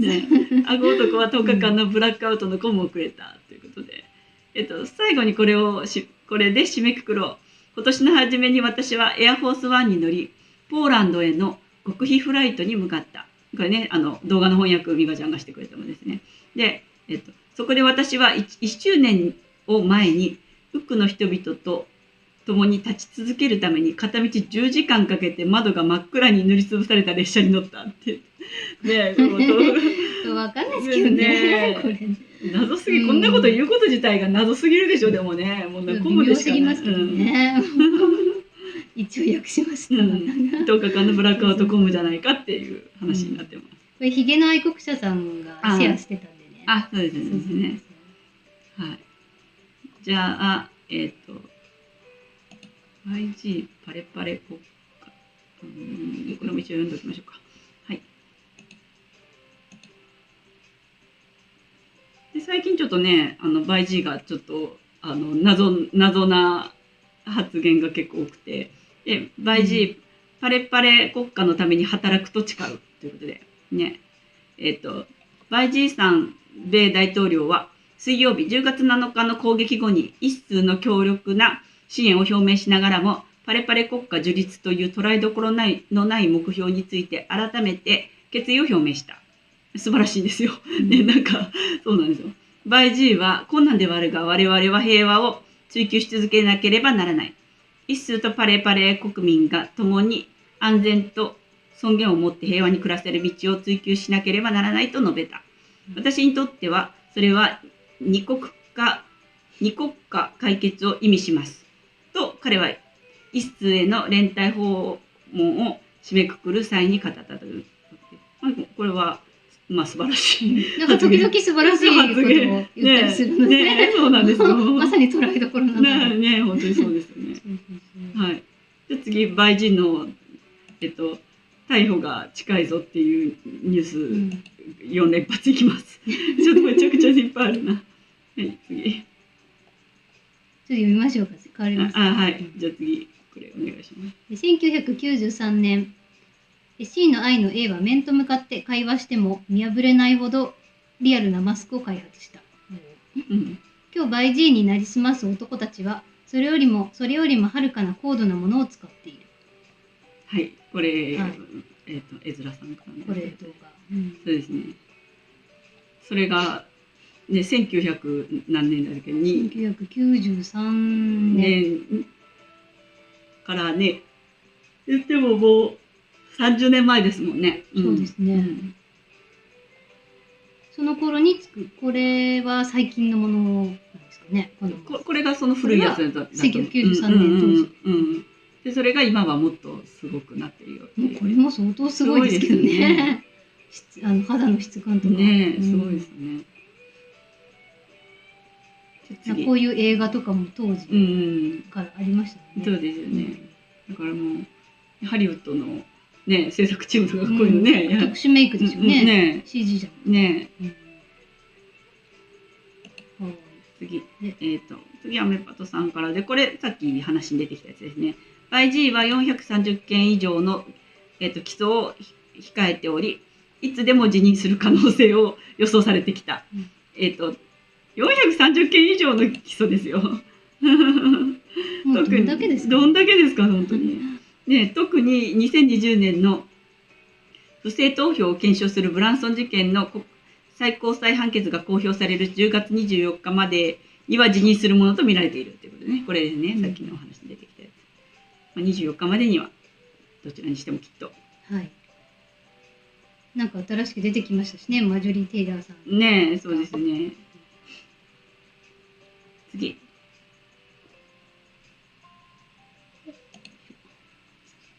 3つ目ですよね。はい、3つ目。はい。で、こちらが、ゴールドライオンフィルムズさんからで、これあれですね。地球最大の賞、ザ・グレーテスト・ショー・オン・アースの、監督のチャンネルですね。で、こちらが、ホワイトハウスは一室でバイジーさんと一緒に写っている写真を無修正で掲載し、誤って米国の特殊部隊を暴露してしまったことを認めたってことで、これすごいことですよ。これも、これからどんどん突っ込まれますよ、これは。まあ、わざとでしょうけど。わざとですね。だからこういうとんでもないことをしたことが原因でも、大統領失格って、もう軍の人たちはみんな思いますよね、まず。特にもうまず軍の人たちはみんな思いますし、そういう信頼を受けない人間だっていうレッテルを貼ることをわざとやってってるんだと思います。こうやってわざと不祥事を作り出してね、どんどん不祥事積み重ねていってる感じ。そうですよね。で次これクリス・ミラーさんで、これは17日の時点でですけど、YG がまた行方不明、ここ数日姿を見せないって言ってたんですよね。はい。でもそこから突如イスに行くことになってみたいな感じだったんですけど、行くちょっと前、数日間また行方不明っていうか全然姿を見せない状態になっていたっていうことでした。はい。じゃあ次、YG 汚職に関する公聴会中止。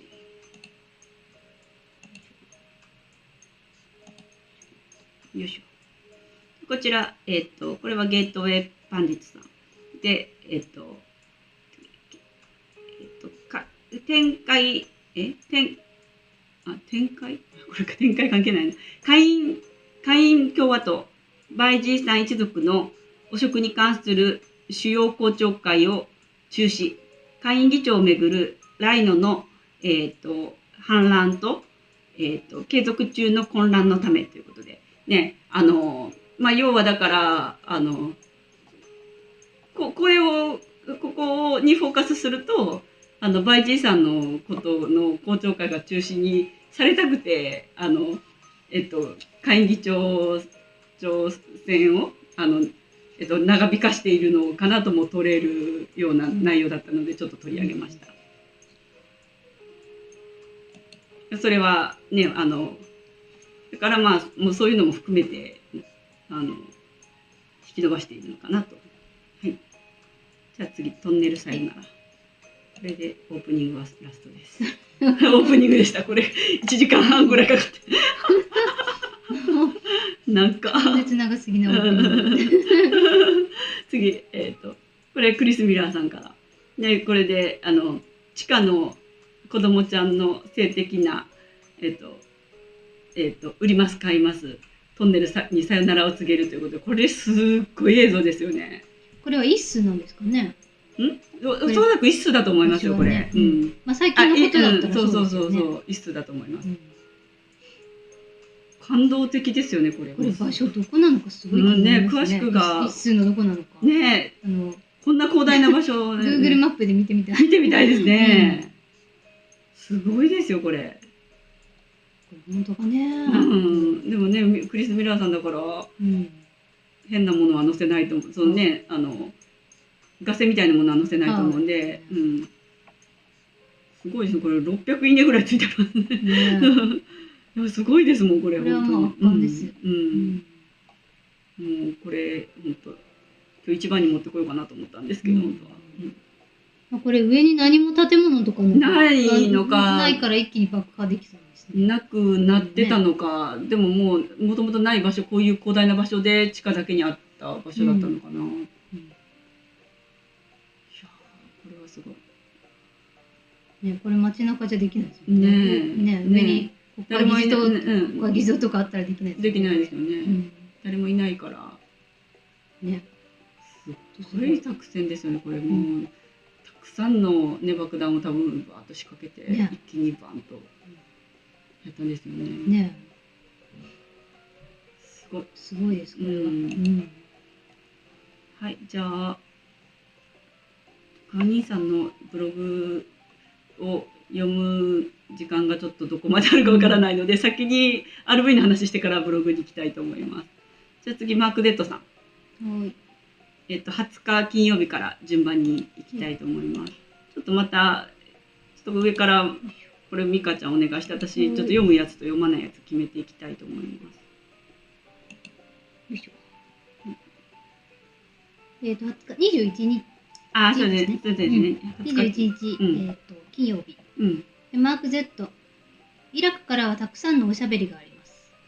彼らが在宅危機を解決するための現在進行中の巨大なプロジェクトがあります。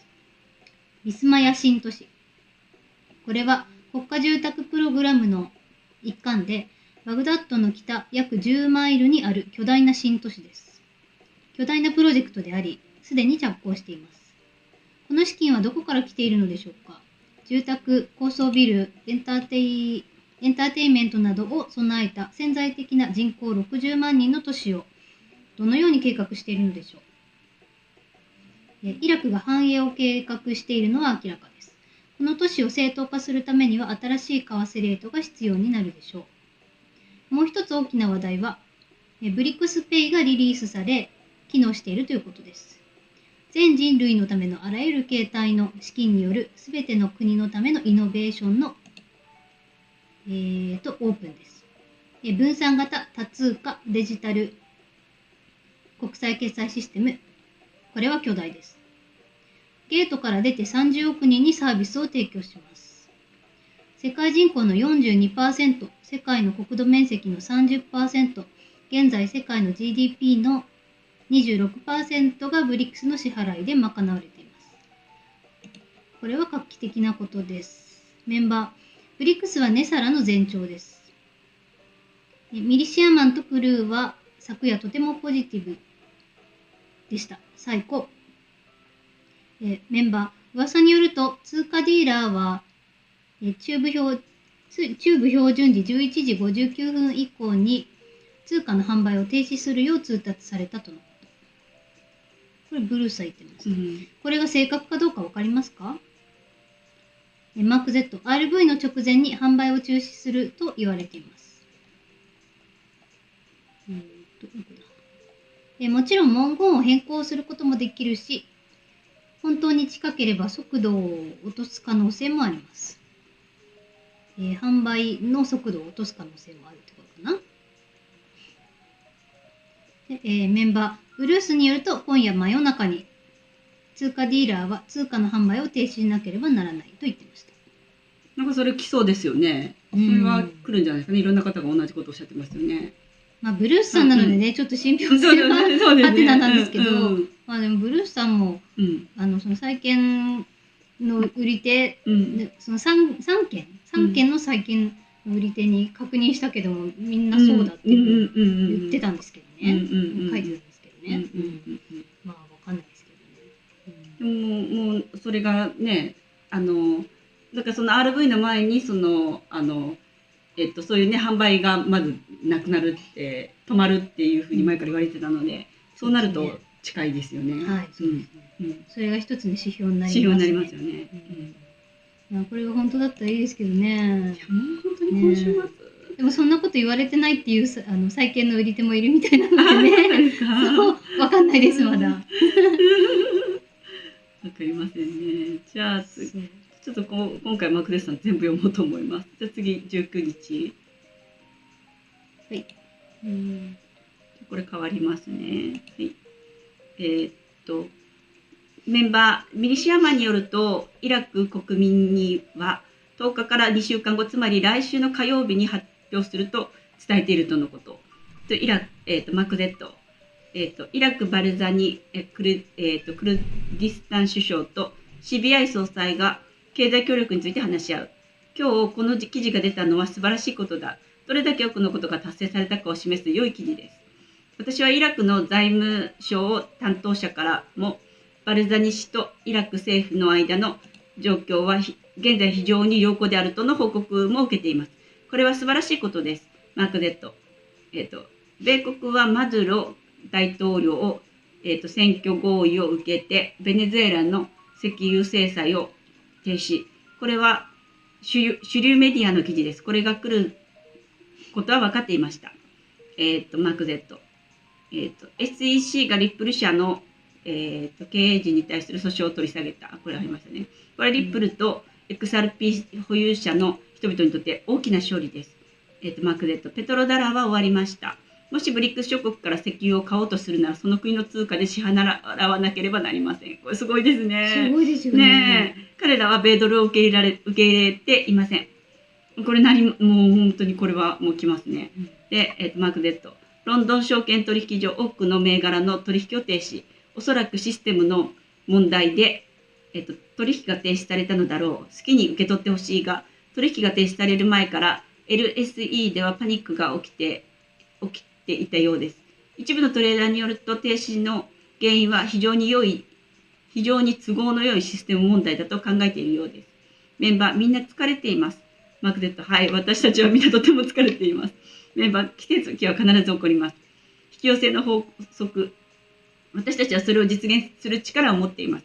私たちにはそれを、表す力があります。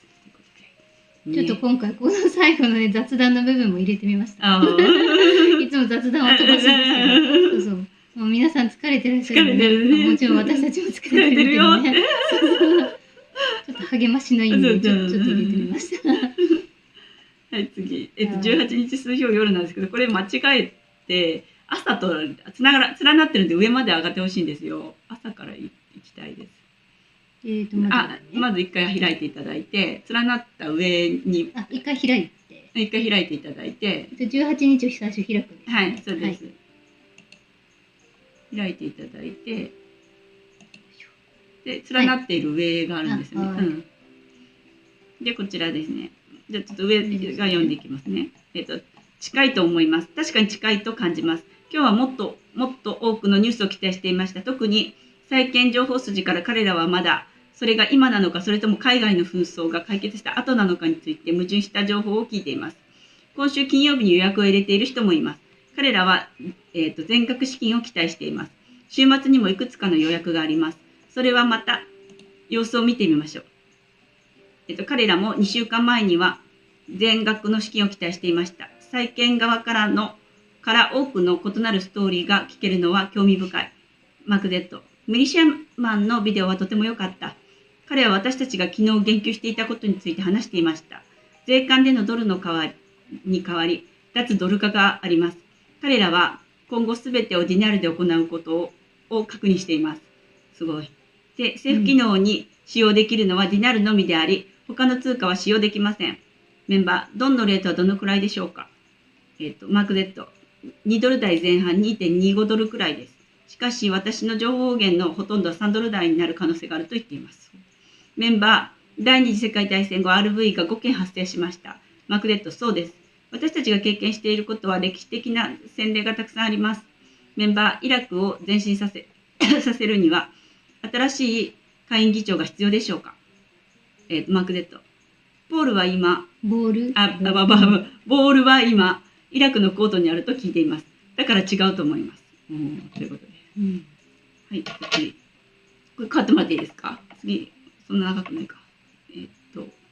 次、新たに。違う。今のところの続きだったんですよ。下に行ったら。そう。これか。そうはい、19日。イブニングリーズ。マーク Z。一部の債券保有者からは、木曜日から金曜にかけて一晩でお金が動くと聞いています。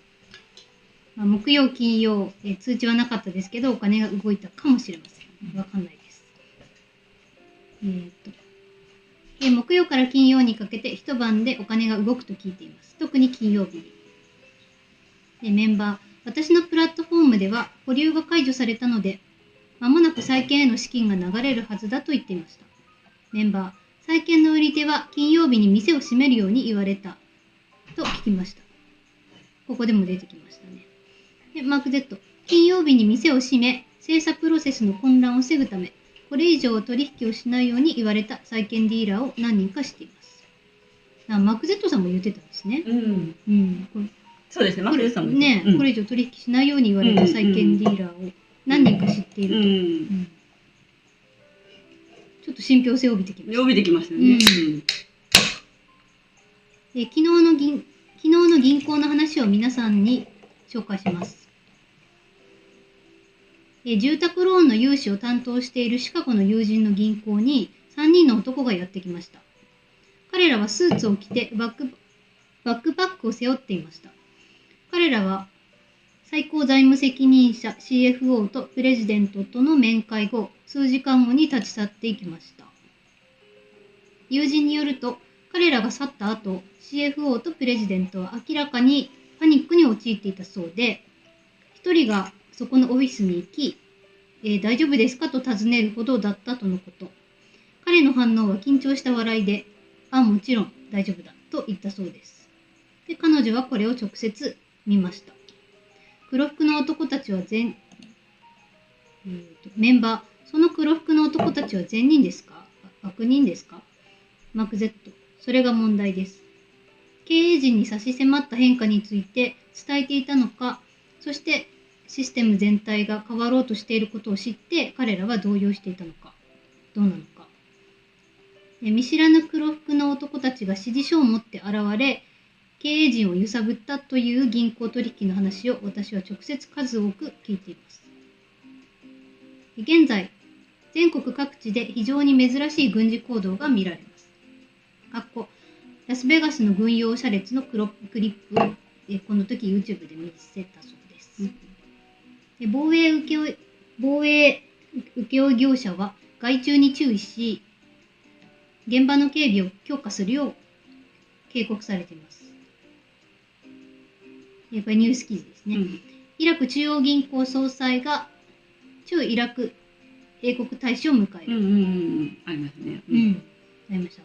で、引用。交換は外部送金の仕組みと国内国際規則の要件に一致する方法で、外部送金を組織するために行われた取り組みを検討した。これらすべての会議では彼らは通貨取引に焦点を当てています。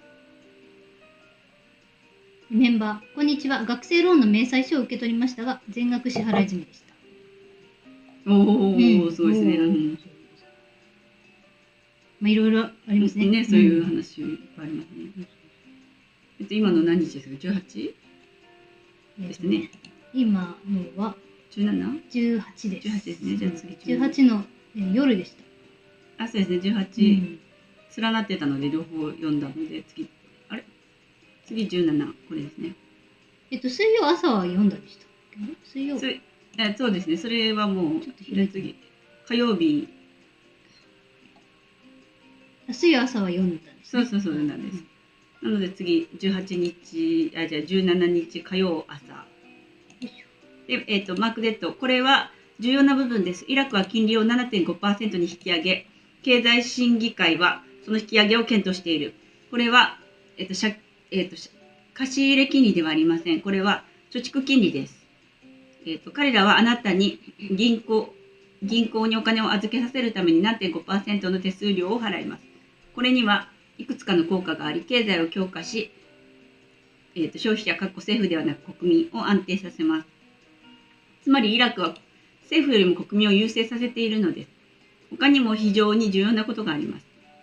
あらゆるレート変更を合理化します。銀行にお金があれば、該当の両替商の心配はなくなります。これにより、再評価が容易になります。マーク Z、ネーダーがビデオで一言で言えば米ドルのレートが下落し、ディナールが上昇していると見ていると話しています。アルビル地域では、現在南部地域よりも高くなっている可能性さえあります。興味深い。つまりイラクディナールは上昇し、米ドルは下落している。これが私たちが望んでいることです。マーク Z、世界のニュース、ブリックス、米国とヨーロッパは近いうちに石油を購入するために現地通貨が必要になるかもしれない。これね、その前の日だったんです、さっきの話の。これがどれほど大きいか理解できる人はいますか？何が米ドルを世界最大にしたのでしょうか？オイルダラーを通じて石油を買う。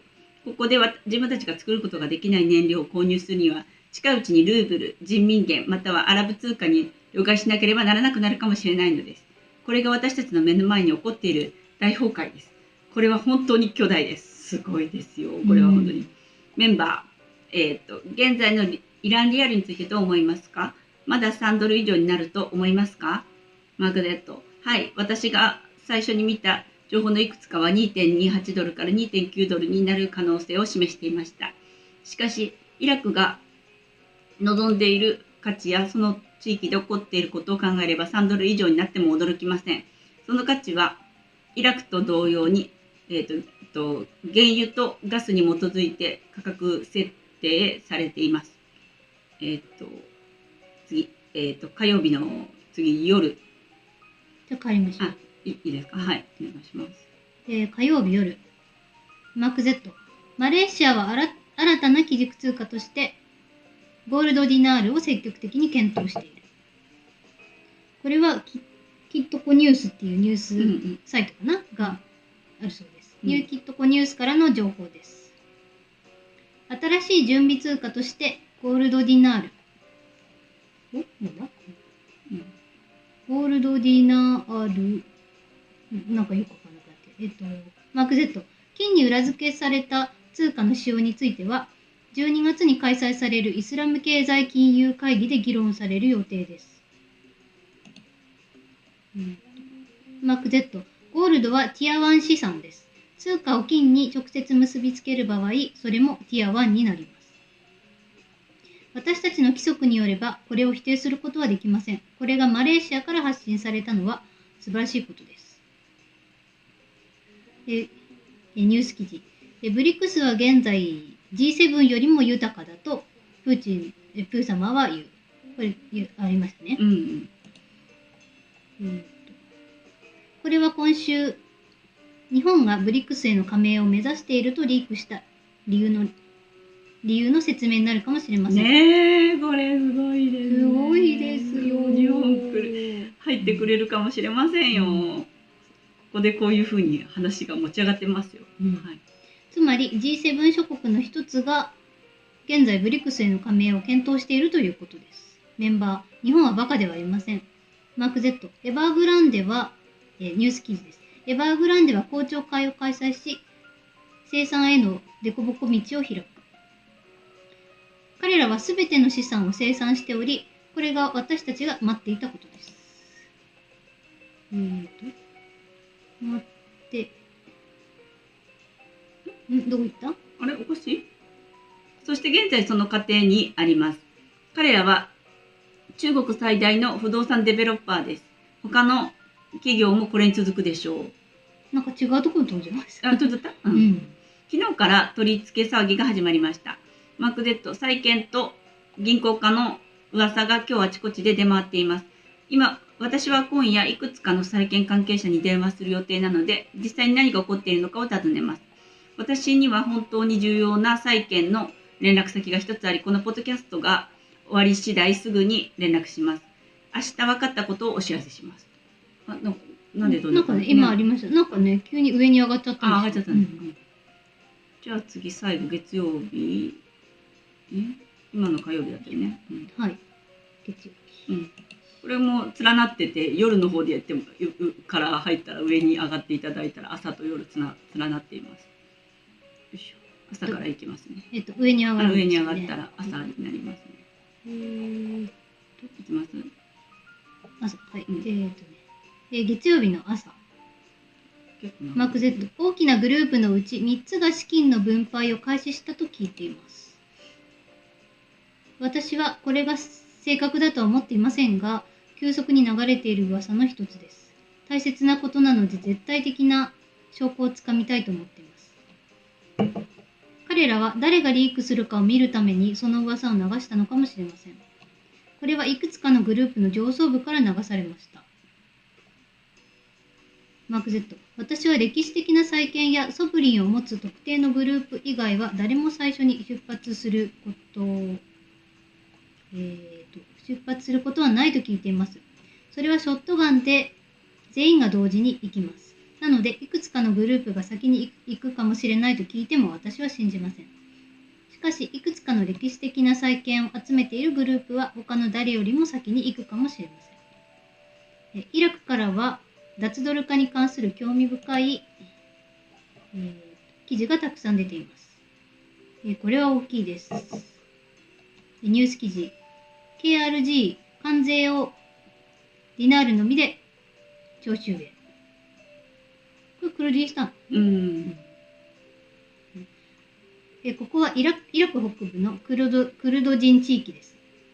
彼らは脱ドル化の取り組みに完全に乗り出しました。それはすべて脱ドル化の一環です。そしてクウェートも彼らが RV する前に同じことをしていました。当時はすべての手数料と取引もクウェートディナールで支払わなければなりませんでした。ニュース記事です。ブリックスの拡大は石油貿易における米ドルの優位性を終わらせる可能性がある。米国の金融専門家は今後の危険を警告する。メンバー。イラクは正式にブリックスに加盟しましたか？マーク Z。まだですが、彼らはブリックスと話し合っているのは確かです。イラクがブリックスの一員になるのは時間の問題です。マーク Z。ニュース記事です。サウジアラビアと日本はデジタル経済パートナーシップを締結。日本がどれだけ積極的にブリックスを追求しているのかは知りませんでした。これは G7 と米国にとっては大きな打撃となるでしょう。メンバー、米国の通貨が法定通貨から資産、米国の通貨が法定通貨から資産担保通貨に変わると、銀行に預けられているお金は自動的に変わるとおっしゃっていましたね。私たちが俯瞰紙幣で所持している現金はどうなるのでしょうか。マーク Z、現金を両替するには約90日間かかると聞いています。なので、マットレスの下にたくさん現金がある場合は、それを使うか、困っている人にあげるか、銀行に預けるか、両替してください。ということで。これで終わり。終わりです。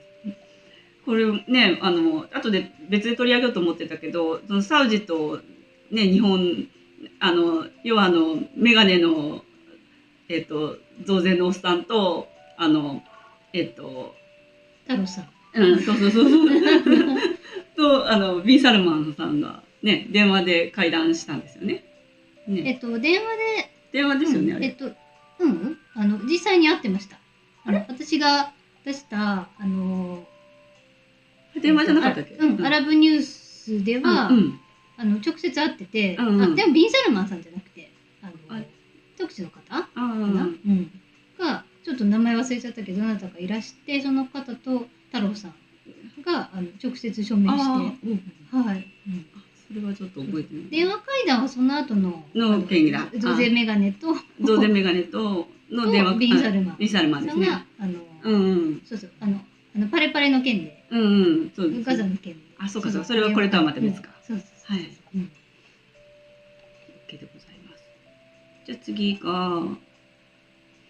次ブルースさんの19日いきますね。すごいね、もう11時54分。こんだけオープニングが長すぎた。じ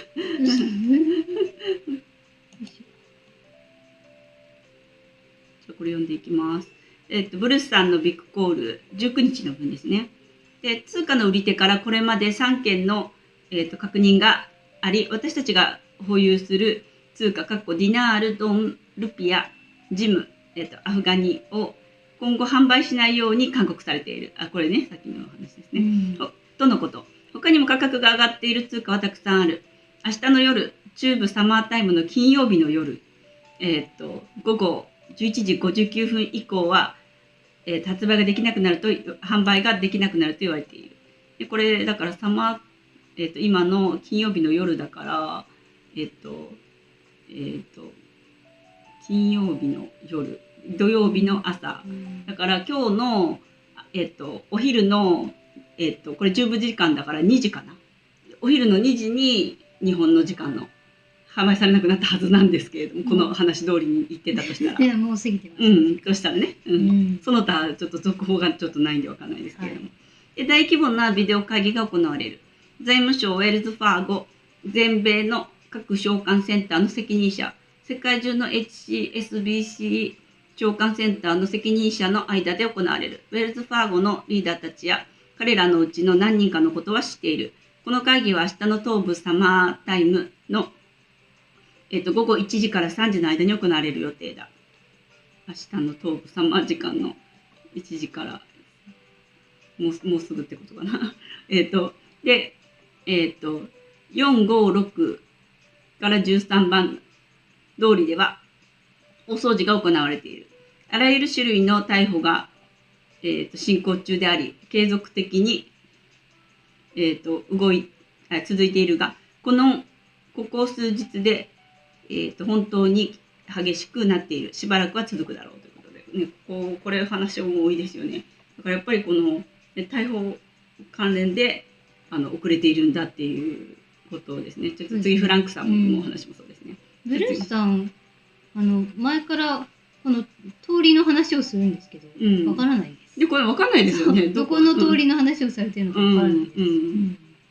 で結構前から言われてますけど。これはなんかイラクのですよね。ですね。どこ違うか。東部サマータイムだからイラクじゃないの。アメリカだ。アメリカのことか。そうブルースさんはブルースさんがする大掃除の話はアメリカの話なんですよ。アメリカの話から。そうそうそう。13番通りで。次どこの通りか分かりませんね。いつも。はい。次フランクさん汚職。金融の話だけでも今日は終わりそうな感じですね。まあそれはそれでいいや。じゃあフランクさん。フランク26。20日ですね。ニュース記事。バグダッド空港で40万ドルの国外密輸を阻止しました。汚職、密輸。それが全てだ。それが一番の問題だ。安全で安定した新為替レートを実現するために大規模な汚職の一掃が行われている。とてもシンプルなことだ。これはロケット科学ではない。複雑なことでもない。今起きていることはただ一つ。スダニ首相は CBI のフロアを恐ろしい人々の腐敗から一掃しているのだ。これが進んでいるんで、これが遅れているけれども、こういう人たちをきちんとね、してくれてるっていうことで、そうですね。いいように受け取りたいと。はい。じゃあ、どうしようかな。はしょっていかないと、あれ、でも一帯一路フォーラム、これ、一帯一路フォーラム、これは行きましょうか。はい。これ変わります。中国は水曜日、一帯一路フォーラムで一連の人民元建て融資に署名した。最新の一帯一路融資は米ドルからのさらなるシフトを示した。中国政府による人民元融資の急増はこれまでの一帯一路融資のほとんどが米ドル建てだったことを受けてのものだということで、ね、もう人民元にいろんなものが変わっていってます。次、ゴールドテレグラフ。これは、これも言っときましょうかね。上側から先ですね。次、米国の国家債務が急増し、国防費よりも利払い費の方が多くなるかもしれない。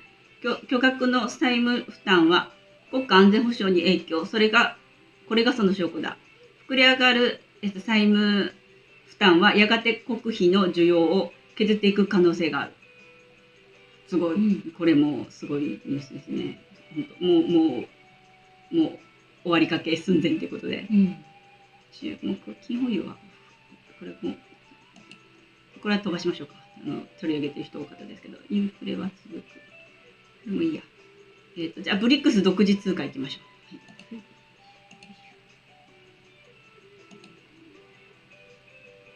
これ変わりましょう。はい。ブリックスはデジタル決済を利用した独自通貨で動き出した。ブリックスペイが昨日からかな、昨日からなんかみんな、海外勢が取り上げ始めて。そうですよね。多分昨日からだった。多分最近から機能し始めたんだね。ずっと前から話は出てました。そうですね。やっとですね。具体的な話が今。そうですね。で、こうすることでブリックス諸国にとっては購買が瞬時に行われ、非常に簡単になる。決済が簡単になる。彼らは世界経済の大きな割合を占めている。サンドマン作戦を覚えていますか？俯瞰紙幣の米ドルをもう使わないことで米ドルは機能しなくなり価値が下がる。これは私たちの経済に打撃を与えるだろう。自国の通貨が使われれば使われるほどその価値は高くなることを覚えておいてほしい。だからこそイラクは国民に米ドルではなくディナールを使わせているんだ。すごい。素晴らしい。素晴らしい。進んでます。ね。とにかく進んでます。これも次も人民元がユーロに行く。今週はこのニュースが多かったですね。人民元一強みたいな。じゃあ速報、中国人民元がユーロを抜き、SWIFT 貿易決済で世界で2番目に使用されている通貨に。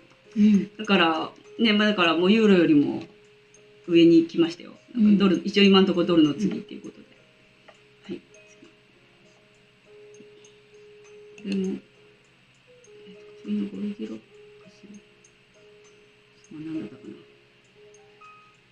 これに関連で、さっき出したやつ。さっき出したやつで、人民元と、さっき出した。そう、これ。ロシアと中国の貿易における脱ドル化がほぼ完了しましたというニュース。北京で開催されたロシア、中国のエネルギービジネスフォーラムの傍らで、記者団に対し、ロシアの、マクシム経済開発大臣という方が記者団に対し、ロシアの対中貿易の非ドル化がほぼ完了したと語った。で、私たちの貿易は散平されつつある。この国の貿易指標全体を見ると、貿易の 68% がルーブルと人民元で行われ、中国との貿易の 95% はルーブルと人民元で決済されている。で、支払いのためのチャンネルの問題は解決された。と大臣は述べた。脱ドル化ほぼ完了。ロシアと中国の間では脱ドル化がほぼ完了。素晴らしい。素晴らしいです。本当に素晴らしい。じゃあ次、ウルビーいきます。ウルビこの辺全部飛ばします？飛ばしますね。で、ウルビ最近は大した。そうですね。他の人の話が多いんですけど。はい。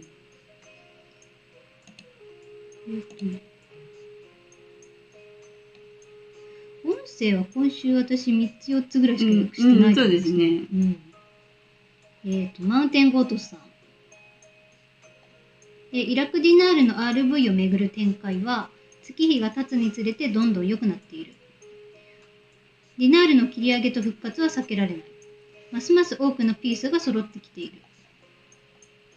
これらの出来事はすでに起こるかどうかではなく、いつ起こるかが問題になっている。そうですね。もう起こることは前提でいつ起こるかの問題ですね。19日動画。なんでしょう。まあこれは定期連絡ですね。まあ飛ばしましょうか。19日飛ばしますね。で19日 TNT。TNT さんこれ何のやつだったかちょっと待って。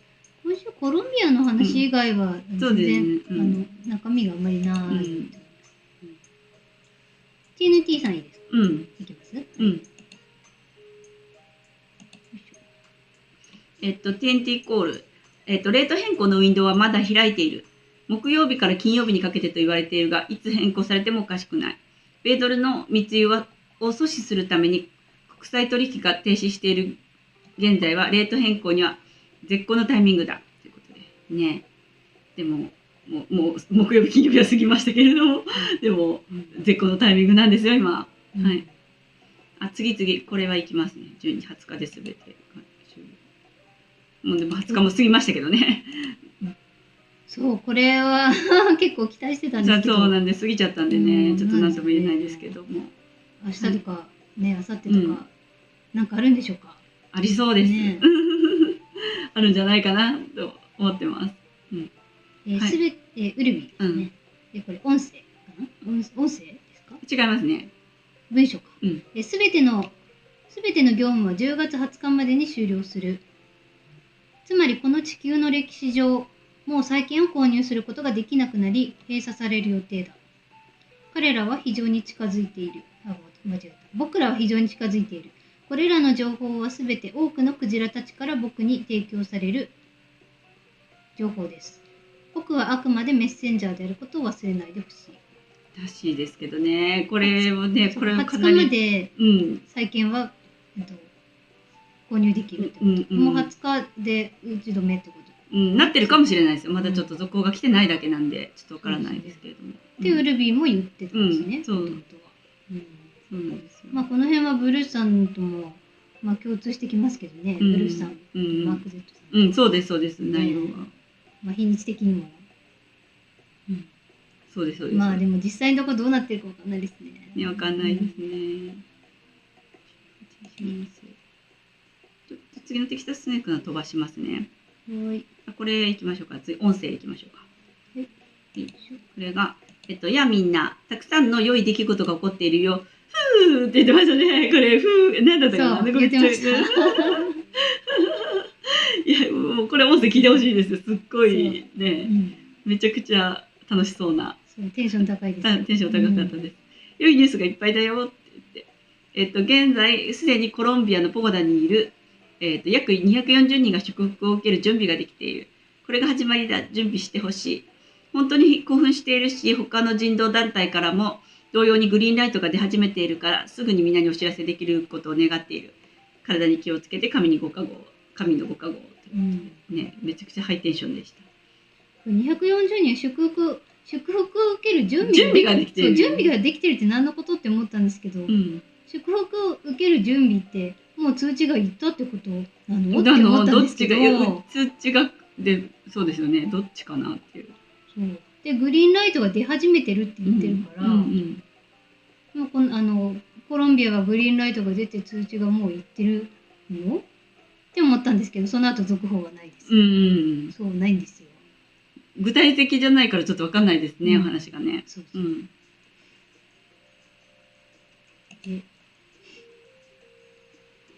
これも飛ばしまして、テキサスさん飛ばして、もう TNT さんどっちだったかな。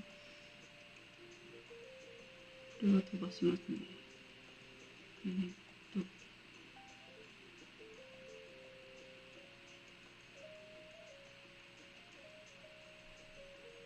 じゃあ次 TNT さんの下側の方行きますね。はい。こちら読みますね。TNT コール。イラクで金曜日に電子カードが使用停止され、土曜日にはドルを提供する ATM 機も停止された。そのため、パラレル、闇市場の、為替レートが高くなっている。レート変更は週末に予定されていると聞いていたので、スリーレターエージェンシーの担当者は苛立っている。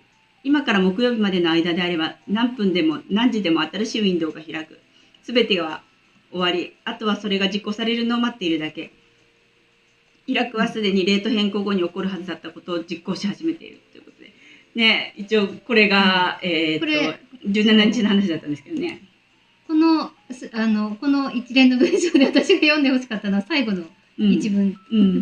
そう、イラクはすでにレート変更後に起こるはずだったことを実行し始めている。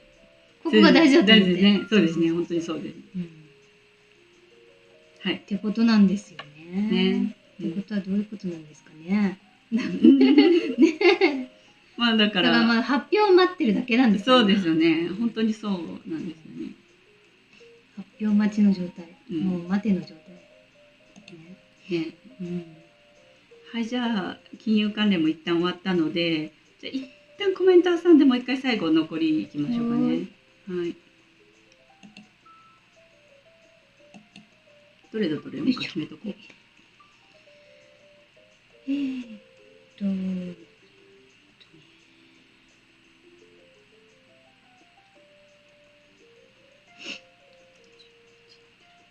ですね、お待ちください。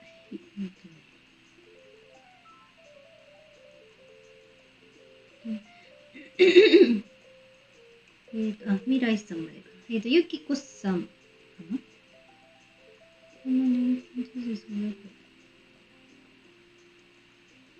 伊藤さん伊藤さんはてか。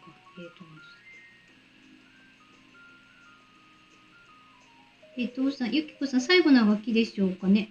この、かおりさん、みかさんの情報に触れて知っていたので、危険を回避できますね。0202さん、エズラが、この冬は渡航するのというようなこと言われてますね。なんか言ってましたね。エズラでしたっけ？言ってた。プロだとこの。クリストファー・ミラーさんかもしれない。クリスラじゃないか。クリス・ミラーさんだ。言ってましたよね。ゆきこさん。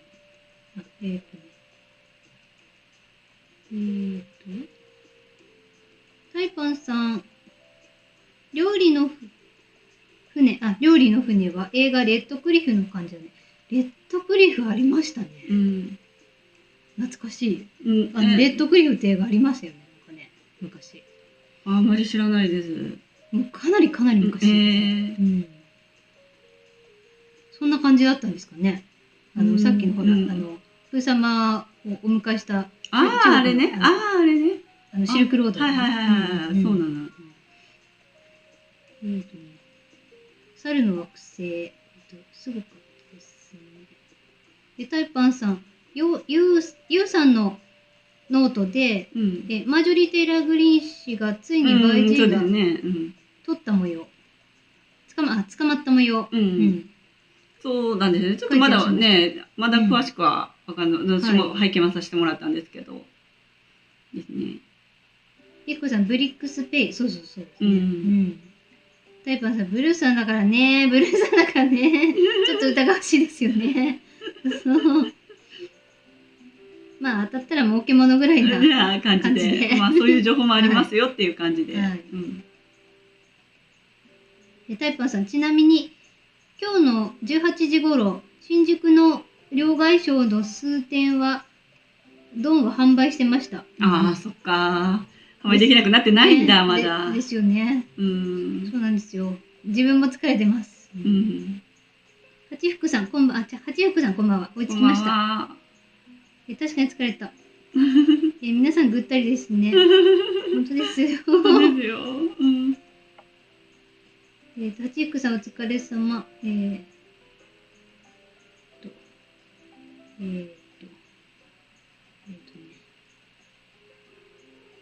ゆきこさん、ちふくさん、知ってる方はみんな同じでしょう。配信と和訳に本当に頭が下がります。感謝です。ありがとうございます。こちらこそ、そう言っていただけると本当、励みになりますね。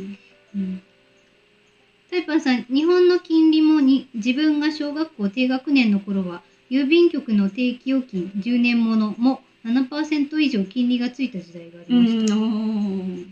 なんかあったみたいですね。うちの 7% とかすごい、うちの親もそんなようなこと言ってます。なおこさん、金に裏打ちされた通貨もティア1資産になるというのもすごいですね。そう。着々と進んでますね、バーゼル3へ準備。本当にそうです。着々と進んでます。不動産、八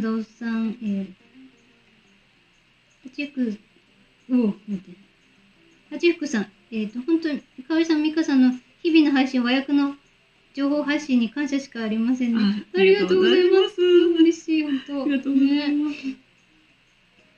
タイパさん、そういえば、エバーグリーンってどうなったんですかね。最近コンテナも見なくなりましたね。エバーグリーンのコンテナ。私は見ますね。本当ですか？こ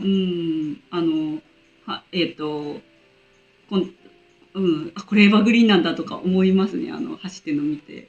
本当に実際にもう見てるってことですか？私、海外との貿易に関わる仕事してるから結構見るんですけど。もう実際に外で見ます。それは私もね、見たことあります。過去に2回ぐらいかな。だし、船のリストとかでもある。まだありますね。なんかニュースとかで横転したとかのそういうニュースはない。最近出てこなくなりました。そういう話かな、今の話は。多分。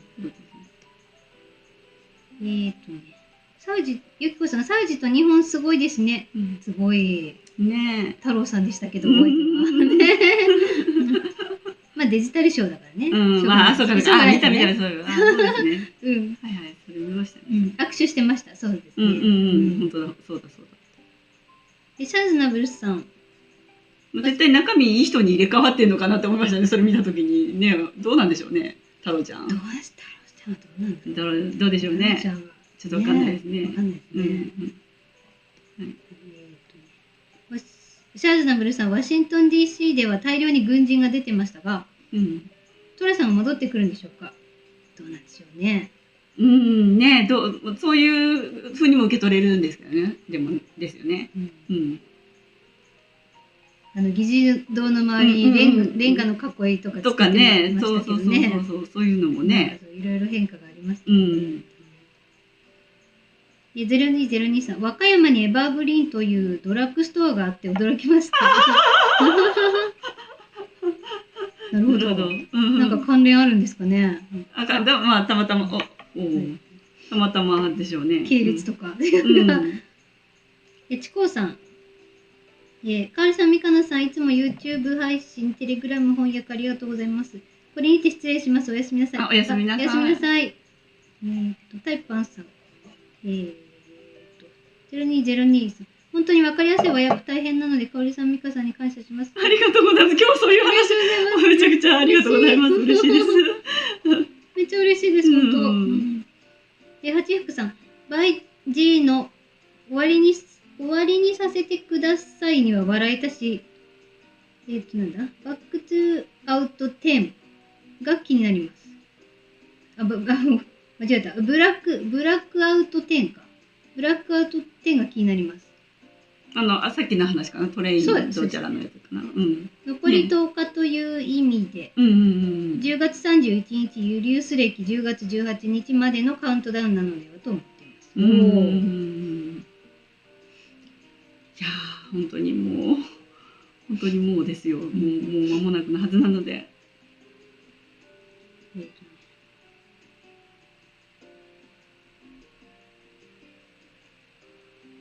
0202さん、たまたまと思いますが、和歌山は二階さんの地元。これはゆきこさんに当ててるんだな。はい、じゃあ以上ですね。ありがとうございます。そしたら、今話で出てきた、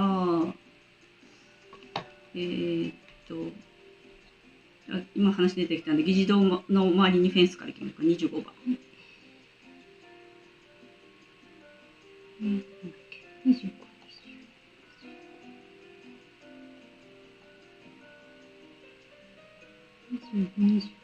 めっちゃ下です。そして偽旗の出番だ。なぜ彼らは昨夜、議事堂の周りに腰の高さのフェンスを設置したのか。議事堂ではこの事態が起こることを知っていたのだろうかということで、ね、デモが起こってるんですね。で、フェンスが、ちょっと、詳しくは分からないですけれども、もうそういうことが分かっていて、フェンスができているということですね。じゃあ次。議事堂の外でも中でもデモが起きてましたね。議事堂の円形広場でしたっけね。はいはいはい。次4番いきますね。ちょっと飛びますけれども。戻ります。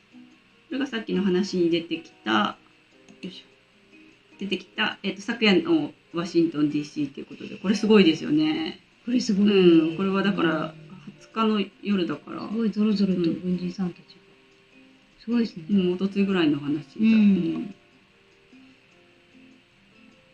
すごいです、これは。で、この後戦車も出てくる。ここに映ってる。出てきましたよね。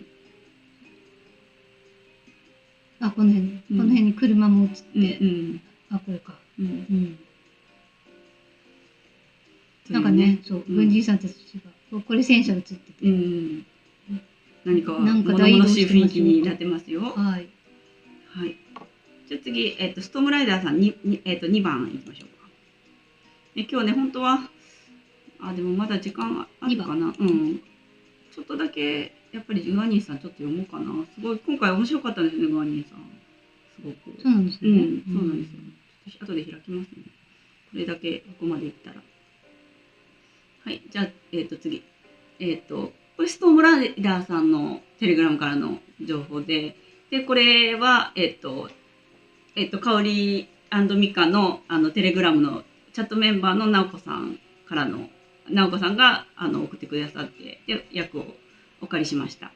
そのイベントが来ることをどうやって私が知ったのか、なぜマスクがトラさんと同盟関係にあり、彼らの公的な距離が小であることを知っていたのか、なぜ国防総省はマスクに、米軍史上最も高額な契約を与えたのか、ここに本当の真実がある。トラさんはイーロン・マスクを米宇宙軍軍事作戦司令部の副責任者に任命した。ね、そうだったんですよね。で、ジェネラル C、これはあれですかね、クリス・ミラーさんのことかな、ジェネラル C って違うかな。で、Q はマスクと、トラさんと常に連絡を取り合っているということですね。おそらくクリス・ミラーさん。で、シャイアマウンテン、軍事基地。米軍がこの1世紀で最も弱体化し、3つの戦争を戦うことができなくなったように見えるにもかかわらず、舞台裏、シャイアマウンテンの米宇宙軍には、核兵器よりもはるかに強力な武器がある。この壮大な兵器は、ロシア、中国、中東を支配下に置いている。この兵器はイオンを、爆発させることができる。つまり、米宇宙軍が管理する隠された軍事兵器を使えば、中国の都市を数秒で破壊できるということだ。核爆弾は古い技術でシャイアマウンテンが管理している最も強力なメガテクノロジー兵器である。ロシアは知っている。中国は知っている。イランは知っている。軍司令部の多くの人々はマスクが軍情報部の指揮系統の上位にあり、米宇宙軍のチーフであることをようやく理解しつつある。核戦争が起こらないように安全対策は整っている。しかしその後、核兵器による出来事は、軍産、複合体システムとエリートたちの暴露につながるだろう。トラーさんはあなたのために絵を描いている。愛国者たちはあなたは自分が知っている以上のものを持っている。でもこれはすごい、もうめちゃくちゃすごい情報ですね。もうイーロンはそういう人だという目で、物事を見る方がいいのかなと思いますね。これは正しいと思います。名前から持ってますけど、ストームライダーさんは何者なんでしょうね。何者なんでしょうね。すごい内部情報をご存知で。私ね、もともと、2年以上前ぐらいから、ストームライダーさんずっと、もともとツイッター始めた時、ストームライダーさんの翻訳ばっかりしてたんですよね、私ずっと。だからずっと追ってきたんですけど、なんかね、メンターから自分は直接、情報を得ている、内部の人から得ているとは言ってたことがありますね。2年半ぐらい前とかに。メンターっていう言い方をしてましたね。それが誰なのかは知りませんけど、だから、なんていうの、自分で勝手に言ってるんじゃなくて、得た情報を話しているって言ってました。フィルさんにとっての絵面みたいな感じで、そういう内部の人と直接なつながりがあるはずですね。めちゃくちゃ詳しいし、おっしゃってる通りのことに物事がなってってるし、本当にすごいなと思いますね。本当ですよね。なんか Q ってつけるじゃないですか。ね、それでなんかね、なんか謎めいてる方だなってそうですよね。ずっと思ってて。だからといってなんかもう情報の出どころがなんかエズラとかフィルさんとかのところとかちょっとなんか毛色が違う内容だったりするから。ね、だからそこら辺とはまた全然違う情報筋のところからの、ね、情報なんだろうなと思うんですけど、でもおっしゃる通りになっていってます、いろんなことが本当に。ではじゃあちょっとでももう25分だな。でもちょっとだけちらっとだけじゃあグアニーさんちょっとどこ読みたかったかもうちょっと開けないと思い出せない。10分遅れだったからあと10分ぐらいはあるんで、ちょっと多めに見てもらって。どこだ。グアニーさんです。グアニーさん、オープニングがなかったからオープニングの長いやつの下ですね。B ブログっていうところですね。ありました。よいしょ。ブログをめっちゃ並んでしまった。開いてもらって。まずはじゃあちょっとこれ読んでいきますね。チャーリーさんからののお話のところまで読みますね。ホワイトハットのメンバーからもらったインテル一室で何が起こっているかに関する声明。チャーリー、核兵器はすべて不活性化されました。そうでなければ彼ら一室はすでにそれを使用していたでしょう。私たちはプロジェクトルッキングあれ違いますね。これ先週のやつですね。ごめんなさい。間違えました。間違えました。これじゃない。私がなので最新のやつですか。そう。だからごめんなさいね。私が貼り間違えた。そう。記事一覧にて。これか17日のでいいんですよね。17日ですね。すいません、失礼しました。こっちですね。じゃあこれ上から気になるところ。サウジと日本がデジタル経済パートナーシップに署名ありましたね。これが先の話ですね。じゃあちょっとこれが飛びまして、ここにだからその日本とののパートナーシップについての詳しいことが結構書いてあります。で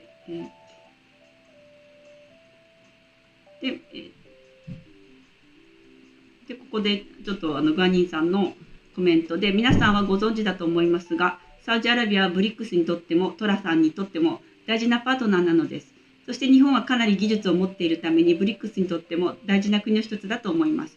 そのためこのように私たちは心配することもなく、水面下では日本はもうブリックスに加入しているか、それとも現在加入するために手続きをしていると思います。これで日本も安泰です。このことに関して日本の記事もありましたので見てください。それでは次に SG アノン氏とチャーリーさんのメンバーオンリーの動画の話ということで、結構下にすでに行きました。行ってます。だいぶ行ってますね。はい。SG アノン氏はこれ何番かな。もうそれよりもずっと下です。で SG アノンさんの話からいきますね。2番でいいですね。あ、2番かな。うん。あ、そうです。2番ですね。そうね。で、で、SG アノン氏は中国はバイオラブや、人の死の売ります買いますの基地を一掃するために3から5ヶ月前から台湾に入り始めたと述べた。で、3番、米国国債の 70% は日本が保有している。日本が全部米国債を手放せれば、アメリカのマーケットは崩壊すると思います。ね。で、激しく同意。もう今回本当、日本の話が結構ね、スパン取ってたので面白いなと思って。で、この内容に関しては基本的に SG アノン氏が言っていたことですが、回りくどく言っていましたので、僕自身がもう少し分かりやすいように書きました。そうだね。日本にかかってるってことですね。そうなんですよね。で、本当、ここら辺の話、本当 SG アノンさん詳しいんですよね。なんかね、この台湾との東洋のこの辺りの件についてよく話が出されます。で、今回の市場暴落にこれほど時間がかかっているのは、早すぎると全世界に影響が及び、回復に時間がかかりすぎるからです。そこで彼らはほとんどの国が米ドルから独立できるようにし、ホワイトハットと協力して自国の資産担保通貨を創設し、ほとんどの国が、市場暴落の影響を受けないようにしました。ディープステートを支援し続けている国だけが一度崩壊するでしょう。アフリカ諸国のすべてまたはほとんどの国々はワシントン DC の操作マトリックスから切り離されつつあります。で5番、イスはバチカンに直結する巨大な地下トンネルがあり、主に人の死の売ります買いますに使われている。二度と同じことが起こらないように現在解体されています。その地域ではさらに地震がそのために起こるでしょう。で、さっきのクリス・ミラーさんの方とかその一部だと思うんですけど。あれ本当だったら地震すごいことになってすごいことだね。あれはすごいと思います。なんか震度6、7ぐらいは揺れてそう。なると思います、あれは。6番。そしてこの情報は SG アノン氏が今日別の動画で話した内容です。トラさんの通信、中東紛争はすべての国のバマをISIS、ISIS、ユニバー、DS の戦争やと、バルフォア宣言の真実を暴露するでしょう。ホルムズ海峡の封鎖が始まる。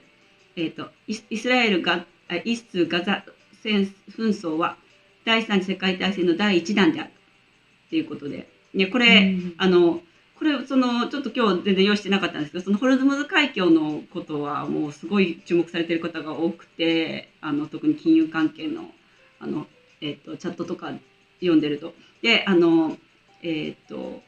そこは要はイランがそのホルムズ海峡の入り口のところにあるので、もうあの辺りがもう本当に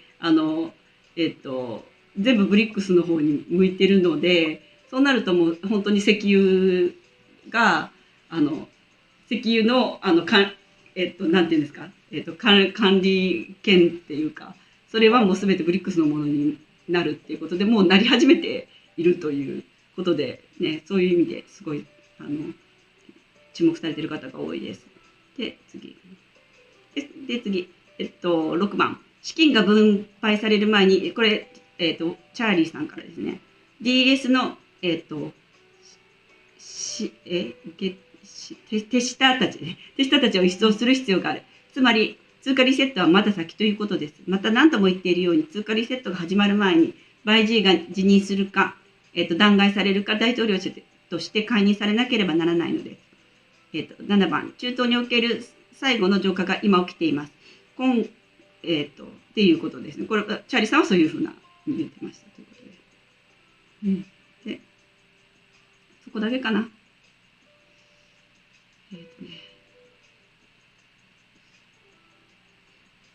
ベンジャミン・フロードさんのやつもちょっと面白かったので。でも、今はいいかな。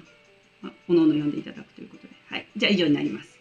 はい。そうしましたら、あともう、いっぱい用意してたけど、コメント読んで終わりにするか、あとちょこっと、なんか、1個だけとか。まあいいや。とりあえず、じゃあ、とりあえずもうコメント読んでもらえますか？はい。はい。で絵面のやつがね、めちゃくちゃいっぱいあるんですけどね。でもちょっとその中でどうしてもこれだけはっていうのがあれば、最後に挟みます。絵面の最近の投稿は怒涛の勢いです、ね。怒涛の勢いで、私まだ、20個、2、30個、テレグラムに投稿してない翻訳があるんですよ。2、30個ですか？あります。ツイートだけして。ツイートだけして。そうなんですよ。フォーペス55さん。ゴグマゴグの話は単純にイスラエルのことだと捉えましたが。本来はそうだと思うんですけどね。でもあそこのエズラは一応プー様を指してそういう言い方を絵面はされてました。でも実際はそうだと思います。マリトリーさんかな、和歌山に広岡というスーパーがありまして、そこの系列のドラッグストアという認識を地元人はしています。エバーグリーン。そうなんですね。間違えた。ロゴがあまりにも似ているので関係はあるかもしれない。